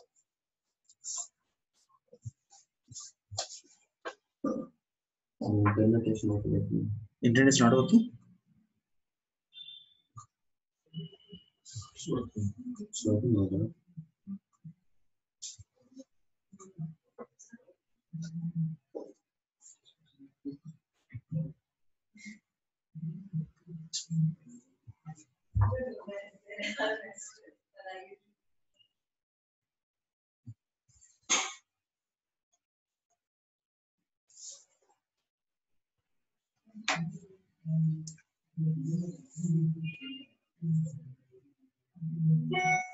Where is it on the main page? Type the full address or? You just search for Or wait a minute. Okay, so here I'll bring data science assignments. Okay, we'll see all the questions. Just download this as a notebook. Okay, git clone or download the zip directly. Your notebook will be there. You load this file. Okay, and start writing code there. I mean, zip, correct? Download zip. Yeah. And start writing the solution over there.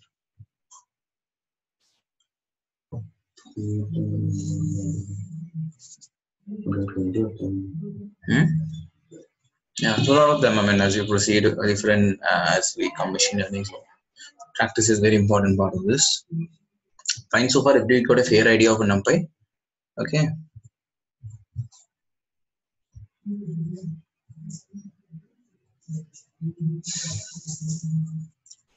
Now let's start with the next topic. Okay. So this assignment we have to do weekly. This assignment.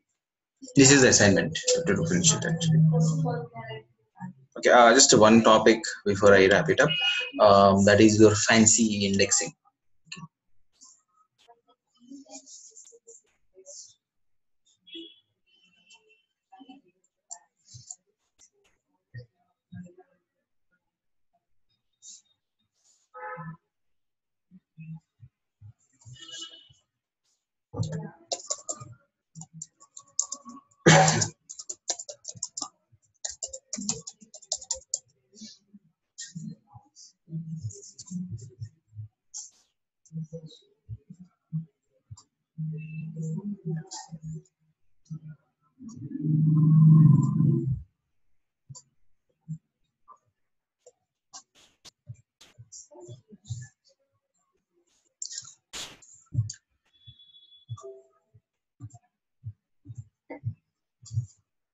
Okay, let's first import NumPy.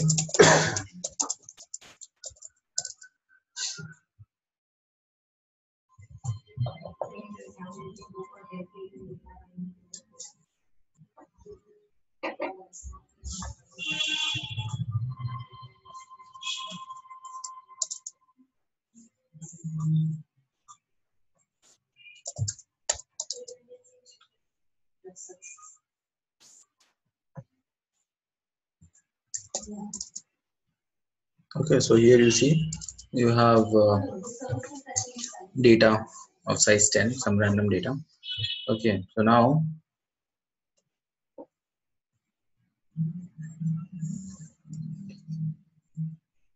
if you do index 100 implies it will take from 0 to 100. 0 to 100, 100 exclusive. 100 exclusive. Right. 3, 7, 4. Okay, suppose you have this, you do x in. See this? So you can pass index as an argument also. Right? That means from the entire lot of data, you are actually getting only these 3 stuffs. What you did? 3, 7, 4. 4, yeah. What it is doing? It is actually using this 3, 7, and 4. It is getting third data, seventh data, 76, right? Seventh data and fourth data. Fine, right? This is like choosing selectively out of it. Say you want to you have a you want to create a 2D. This is like creating 1D array out of it, right? Using this indexes, you want to create a 2D array. Okay. Create 2D.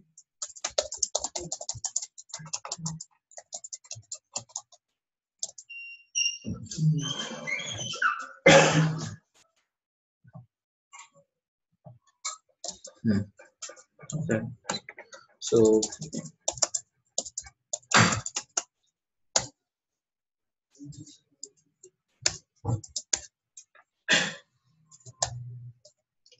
three and 7,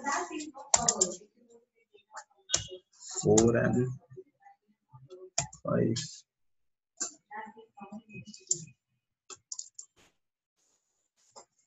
Okay, so this is your index. Okay, so now let's see what I mean. Xind to this. So what is it doing? It is you're passing index as an array of array. Okay, you're passing index as an array of array, and what is it returning? It's returning this matrix here, right? So from write this code actually. What it is doing? 7. See these are like here I gave indexes directly like this, right? On the one dimensional array. Here I'm passing indexes as array inside array. Okay, and when you pass array, this is the syntax of my index. If you pass this index on the X data, it is returning me 2D data. Right? These are fine. These are not something that you use a lot, but these are pretty confusing code, as you can see here. Okay, so if you see it, you'll know it. Okay, this is what it means. Okay, you have some data. You from this data selectively you want to get some data and create a 2D matrix from it. Okay. So is it doing reshaping?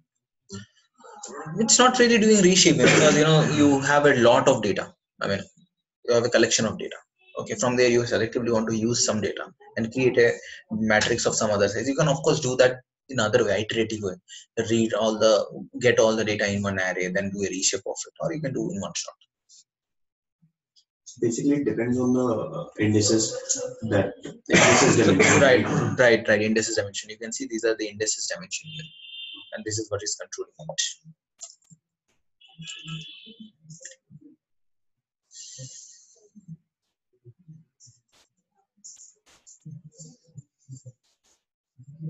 Fine, right?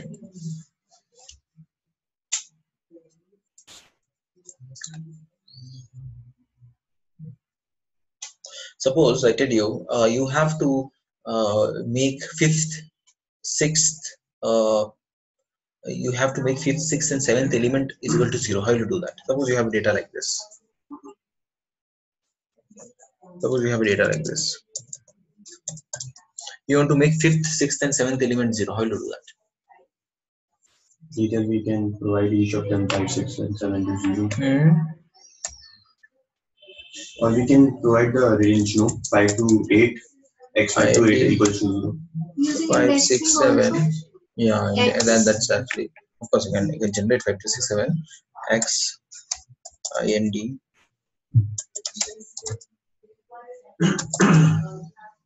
Got it, right?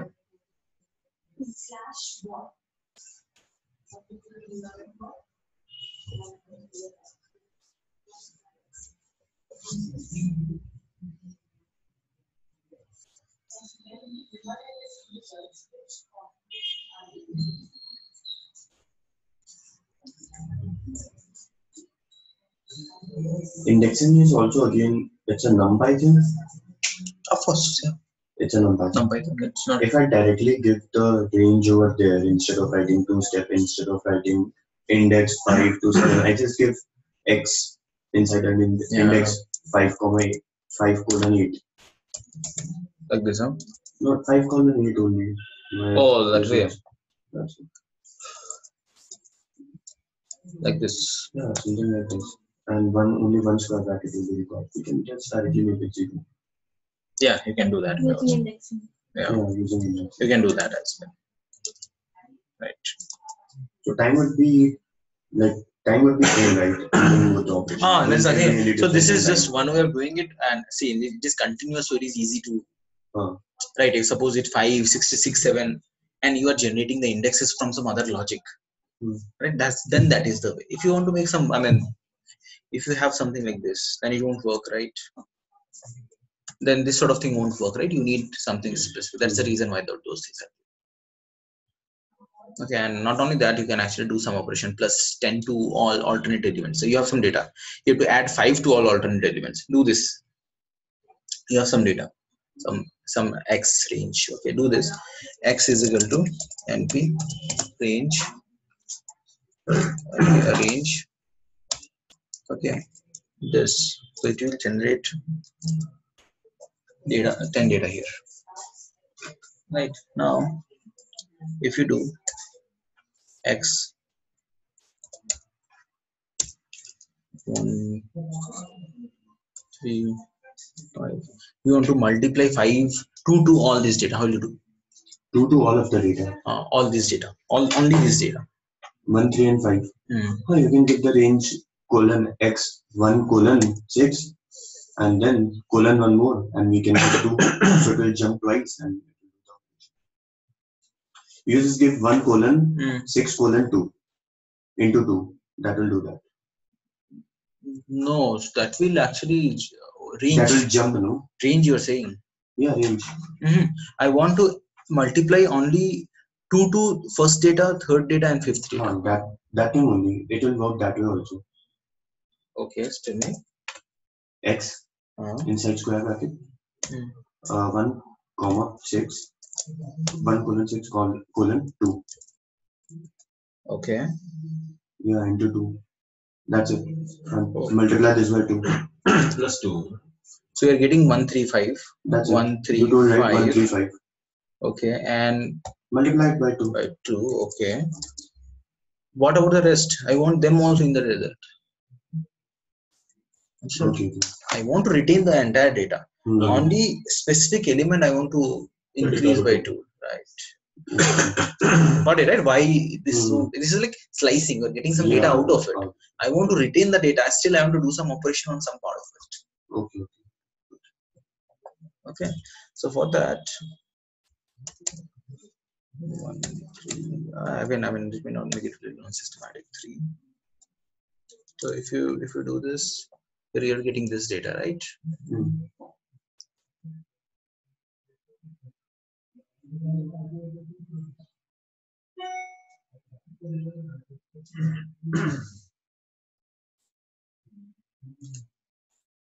So create an index and then you of those 3 elements. Star.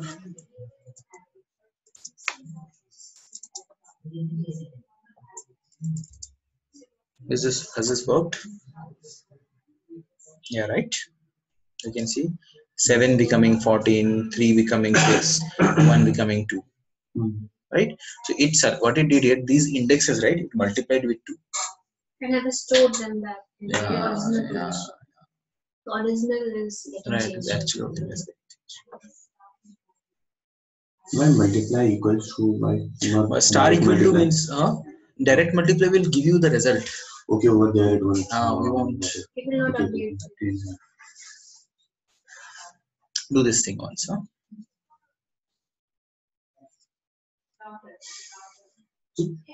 IND, that you've been using, it's not a function, right? It's just an example. It's just a variable name, actually.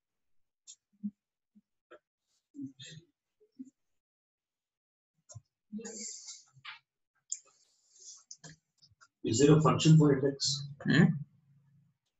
Nothing like directly. We'll see index functioning in pandas. But this seems to be like in terms of you have to Yeah. You can type. You have to understand how this thing works. Actually. Okay.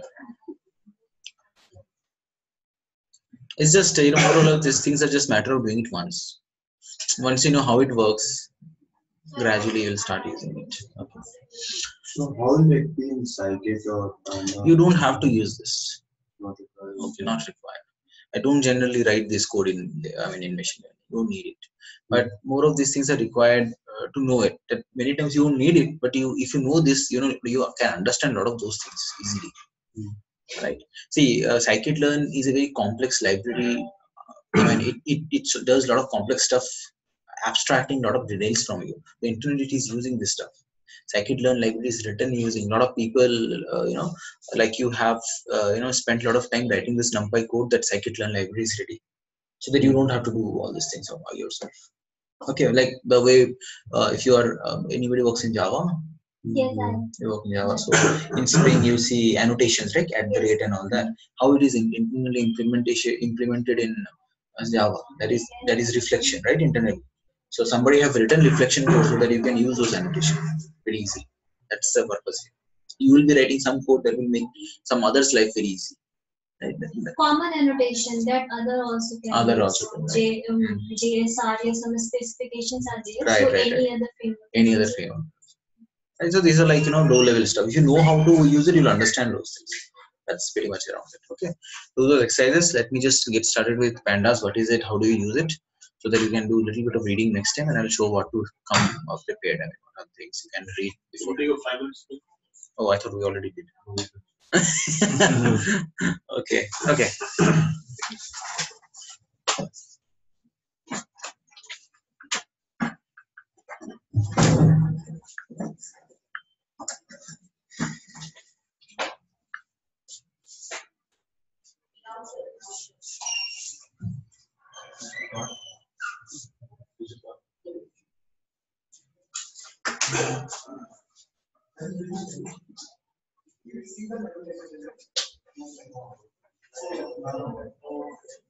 So it is 3 members.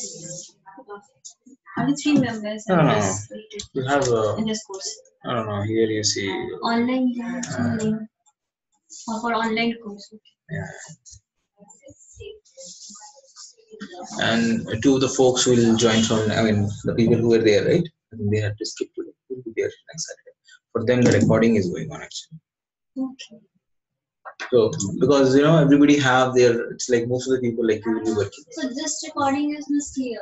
The same discussion, yeah. Same discussion. It is not blurred.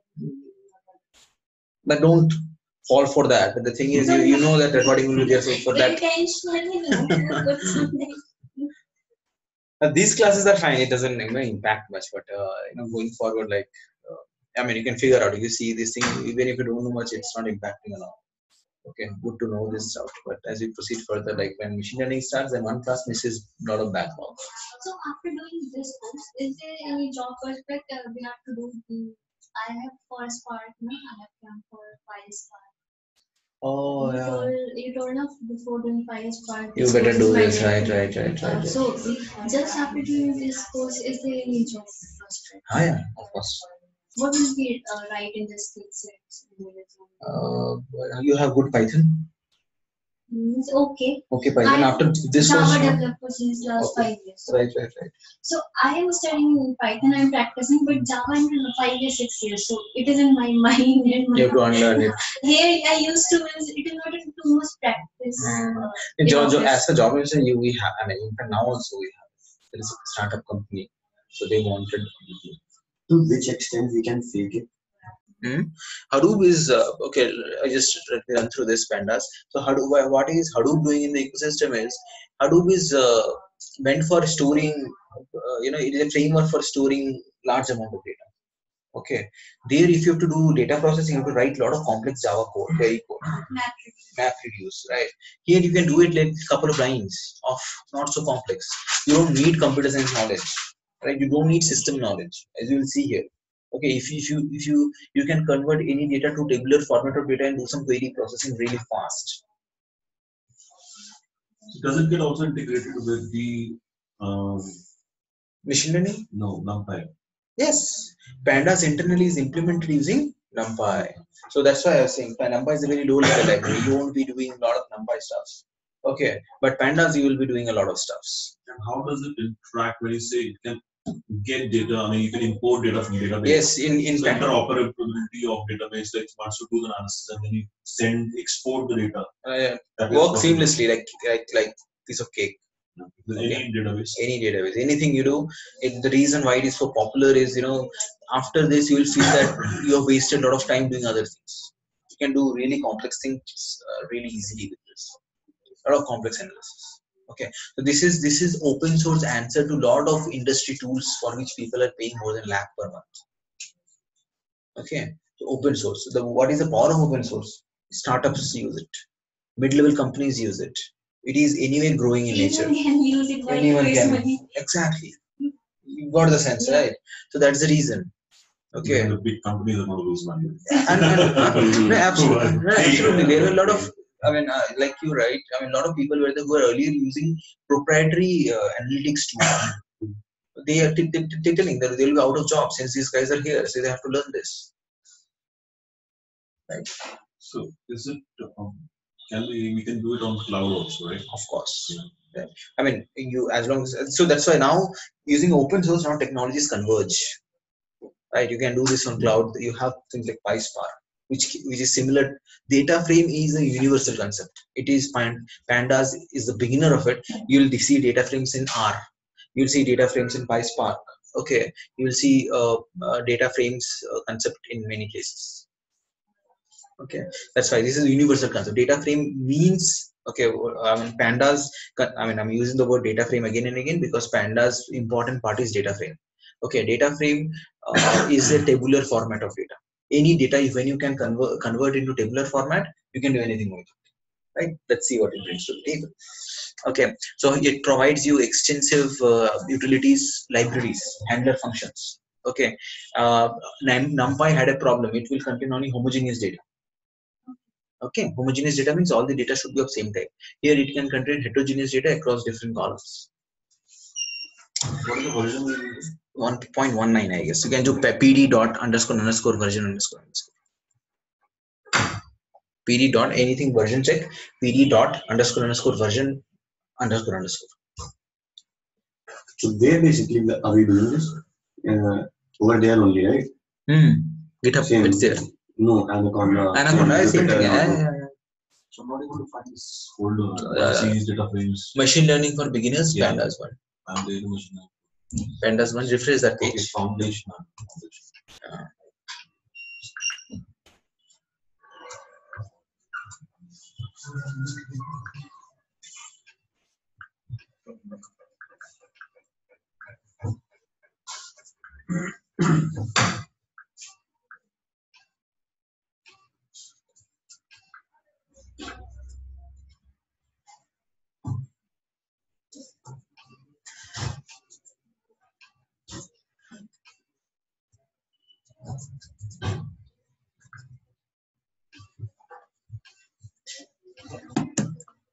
Okay, see here. What is that to check the version number? PD dot underscore underscore version.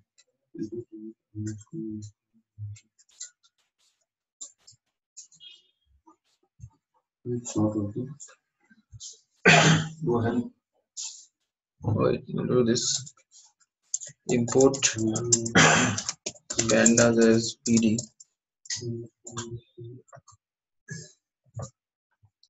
PD dot. Usually throughout Python, this is the syntax. Oh, after that also there was underscore version. Yeah, sure. 0.19 was the one last one. It's now 0.20. Universally, Python. I mean, I never executed this command. Universally, Python, it will always be this underscore underscore version underscore underscore. Oh, that's some magic Huh? methods like that. No, we cannot change those methods. Nothing like that. Nothing like that. All the hidden things will be like this. Okay, so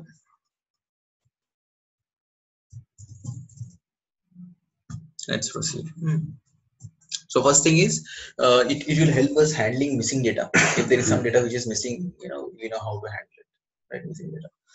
Now,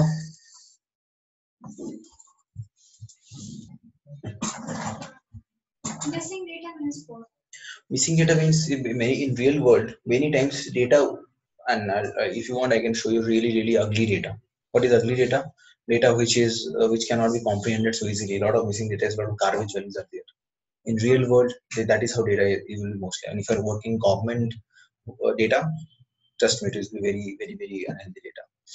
Okay, so what does I mean what? So missing data, some data will be missing from there.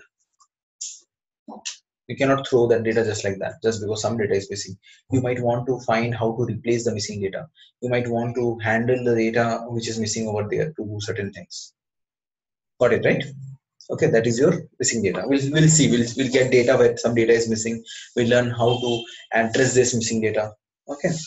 Now the last thing is this pandas is a fundamental data structure which can be consumed by any of the popular machine learning libraries like scikit-learn and TensorFlow.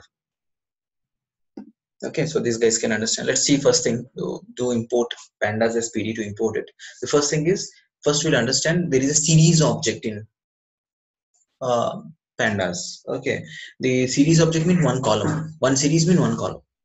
Okay, so you can create a series object, and what is series object? Series object is nothing but a column. Okay, so do this. Series is nothing but 1D NumPy array with indexed column. Like in NumPy array, what was the index value? It was by default 0, 1, 2, 3. like that, right? In pandas, okay, in series, you basically can control the index of the data. As you can see here, you are passing the index number as A, B, C, D, E. You are giving the index number. Index number needn't be always starting from 0 to n-1. It will be your A, B, C, D, E. Any serial. Any, right, right. Okay, it can be a little complex text. It can be your names. It can be. So it will need more processing power. It gives more flexibility. Converting into indexes. Right, right. If anything you add flexibility, any feature function, it will need more processing power, but it gives you flexibility. Okay, so you can see now this is how a series is created, and this is the index names, index number. This is the index values. So this is the values. And if you want to print the index names, you do series.index, and if you want to print the values, you do series1.values.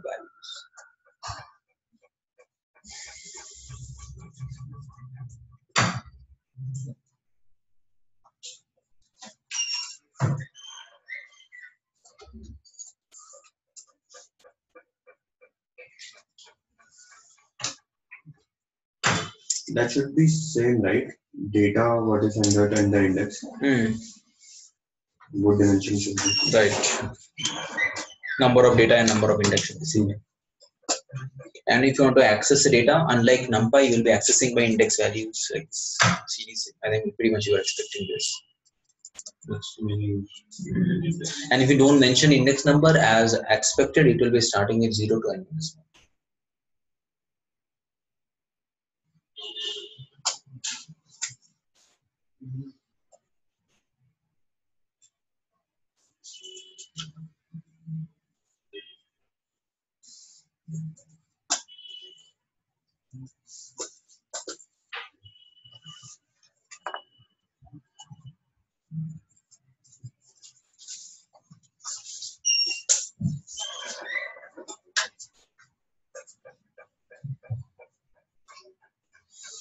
Fine.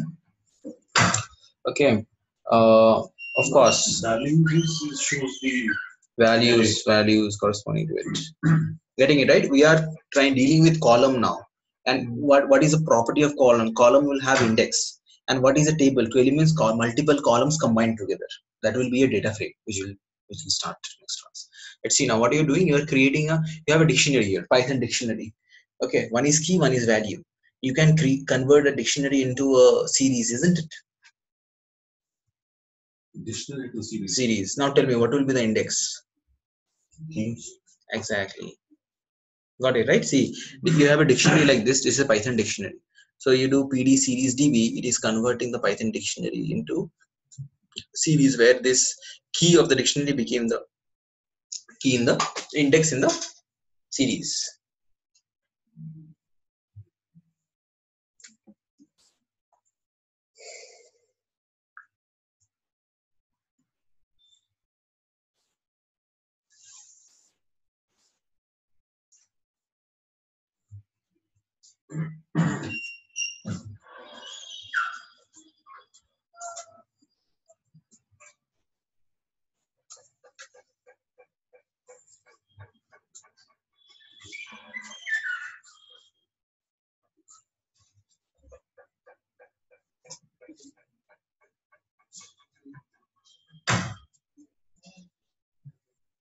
Is it clear? In online tutor, after dot, that functions are not covered. It will come in anaconda.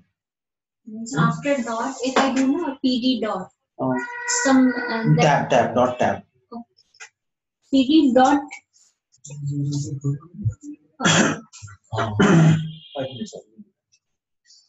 Even you don't have to press it together. Anytime you can press them and it will give you the result. Anywhere. Tab. This tab is for tab provides the result. But it is providing only key, and dot tab is providing the main function. Yeah, it is providing this. Yeah, after dot you have to provide tab. Yeah.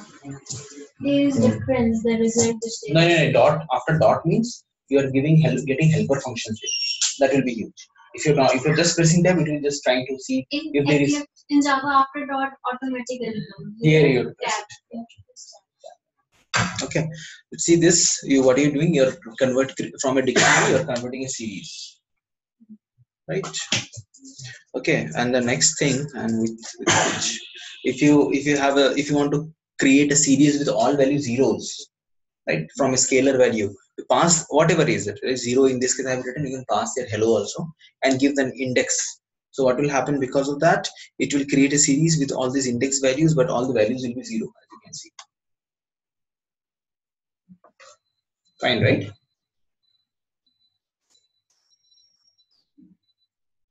So passing dictionary data type is object. Hmm? Data type is an object. Right. But it's not a dictionary. The data type is an integer here. Integers. In this case, if it is a string, it is an object. String every time it's an object. If you have to access certain values, you do this like this: series 1 colon c. Colon c means till c it will come. A and b it will be included here. A, B, sorry, this is C, right? Okay, when you see this C, it will be till C, in the sense C will be included. Why C will be included? Remember, in Numpy, I said, in fact, till now, I always said the last one is excluded because that is index number. In index number, last one is always excluded. In index value, C is what? C is a value here. Index is given by a value. When it is index value, the value is included. Okay, so I'll just show the same thing. If I do series 1 colon 2, then 0 and 1 will come here. If I do colon C, ABC will come here. Keep this in mind. Okay, the difference between accessing by index and accessing index by value and index by number. When you are using number, last one is exclusive. When you are accessing by value, the last one is inclusive. Okay, one more thing over there. C is it like it's in ascending order? Is there no, till C? It will find the last occurrence of C. Till that point, it will show. So basically, it will identify the index position of that particular index value. No, it will not do two-step process. It will treat that index as value, and it will get that. So before C, if it's instead of ABC, it's DEC. No problem. It doesn't matter. DEC. It does not understand. So from the beginning till that position. Right. So can you please repeat number? Yeah. So you have two ways to access. One, you can access by value. One, you can access by index. Right. When you are accessing by value, that is inclusive. Inclusive what? I mean, C, the output will have C inclusive. You saw this? When you are accessing by index, 2 will be exclusive. 0, 1, and 2. That's it. It will show. Fine, right? Okay. So you have to practice till here. Just remember this thing. Value is inclusive. So this is thumb rule. I mean, yesterday we saw thumb rule. Inclusive with strings and exclusive with numbers. Indexes. Don't say in strings because if I make my index as 1, 2, 3, 4, then again it will be confusing. Index by values, index by access by numbers. Okay, everybody, give it a shot. I think everybody got access to the assignments, right? Try to finish them up before next session so that you are in the same page. And this is the first notebook. You try, you can in your own time you can try reading about it. Okay, the other notebooks are also in the same space. Okay, I'll end the session. Any questions? Hey, Avantik, Prithvi here. Prithvi. Actually, this will be my first, the only weekend session. I think I will be resuming from tomorrow, right? Okay. I think Amitesh spoke to you regarding this. Right. Okay, perfect. So that is confirmed. Tomorrow, I think it is 6, right? Right. Okay. Okay, cool. Okay, sure. Thanks. Yeah. Okay, take care. We'll catch up next weekend. You show me how to add the library. Right. Sure. Yeah. And that broadcasting rules where it was written. Yeah, I'll show. Okay, so I'll you'll find all the notes here. Maybe if something is missing, I'll do it right now after the session. Okay, so that you can go through. Okay. Take care, everybody. Bye bye.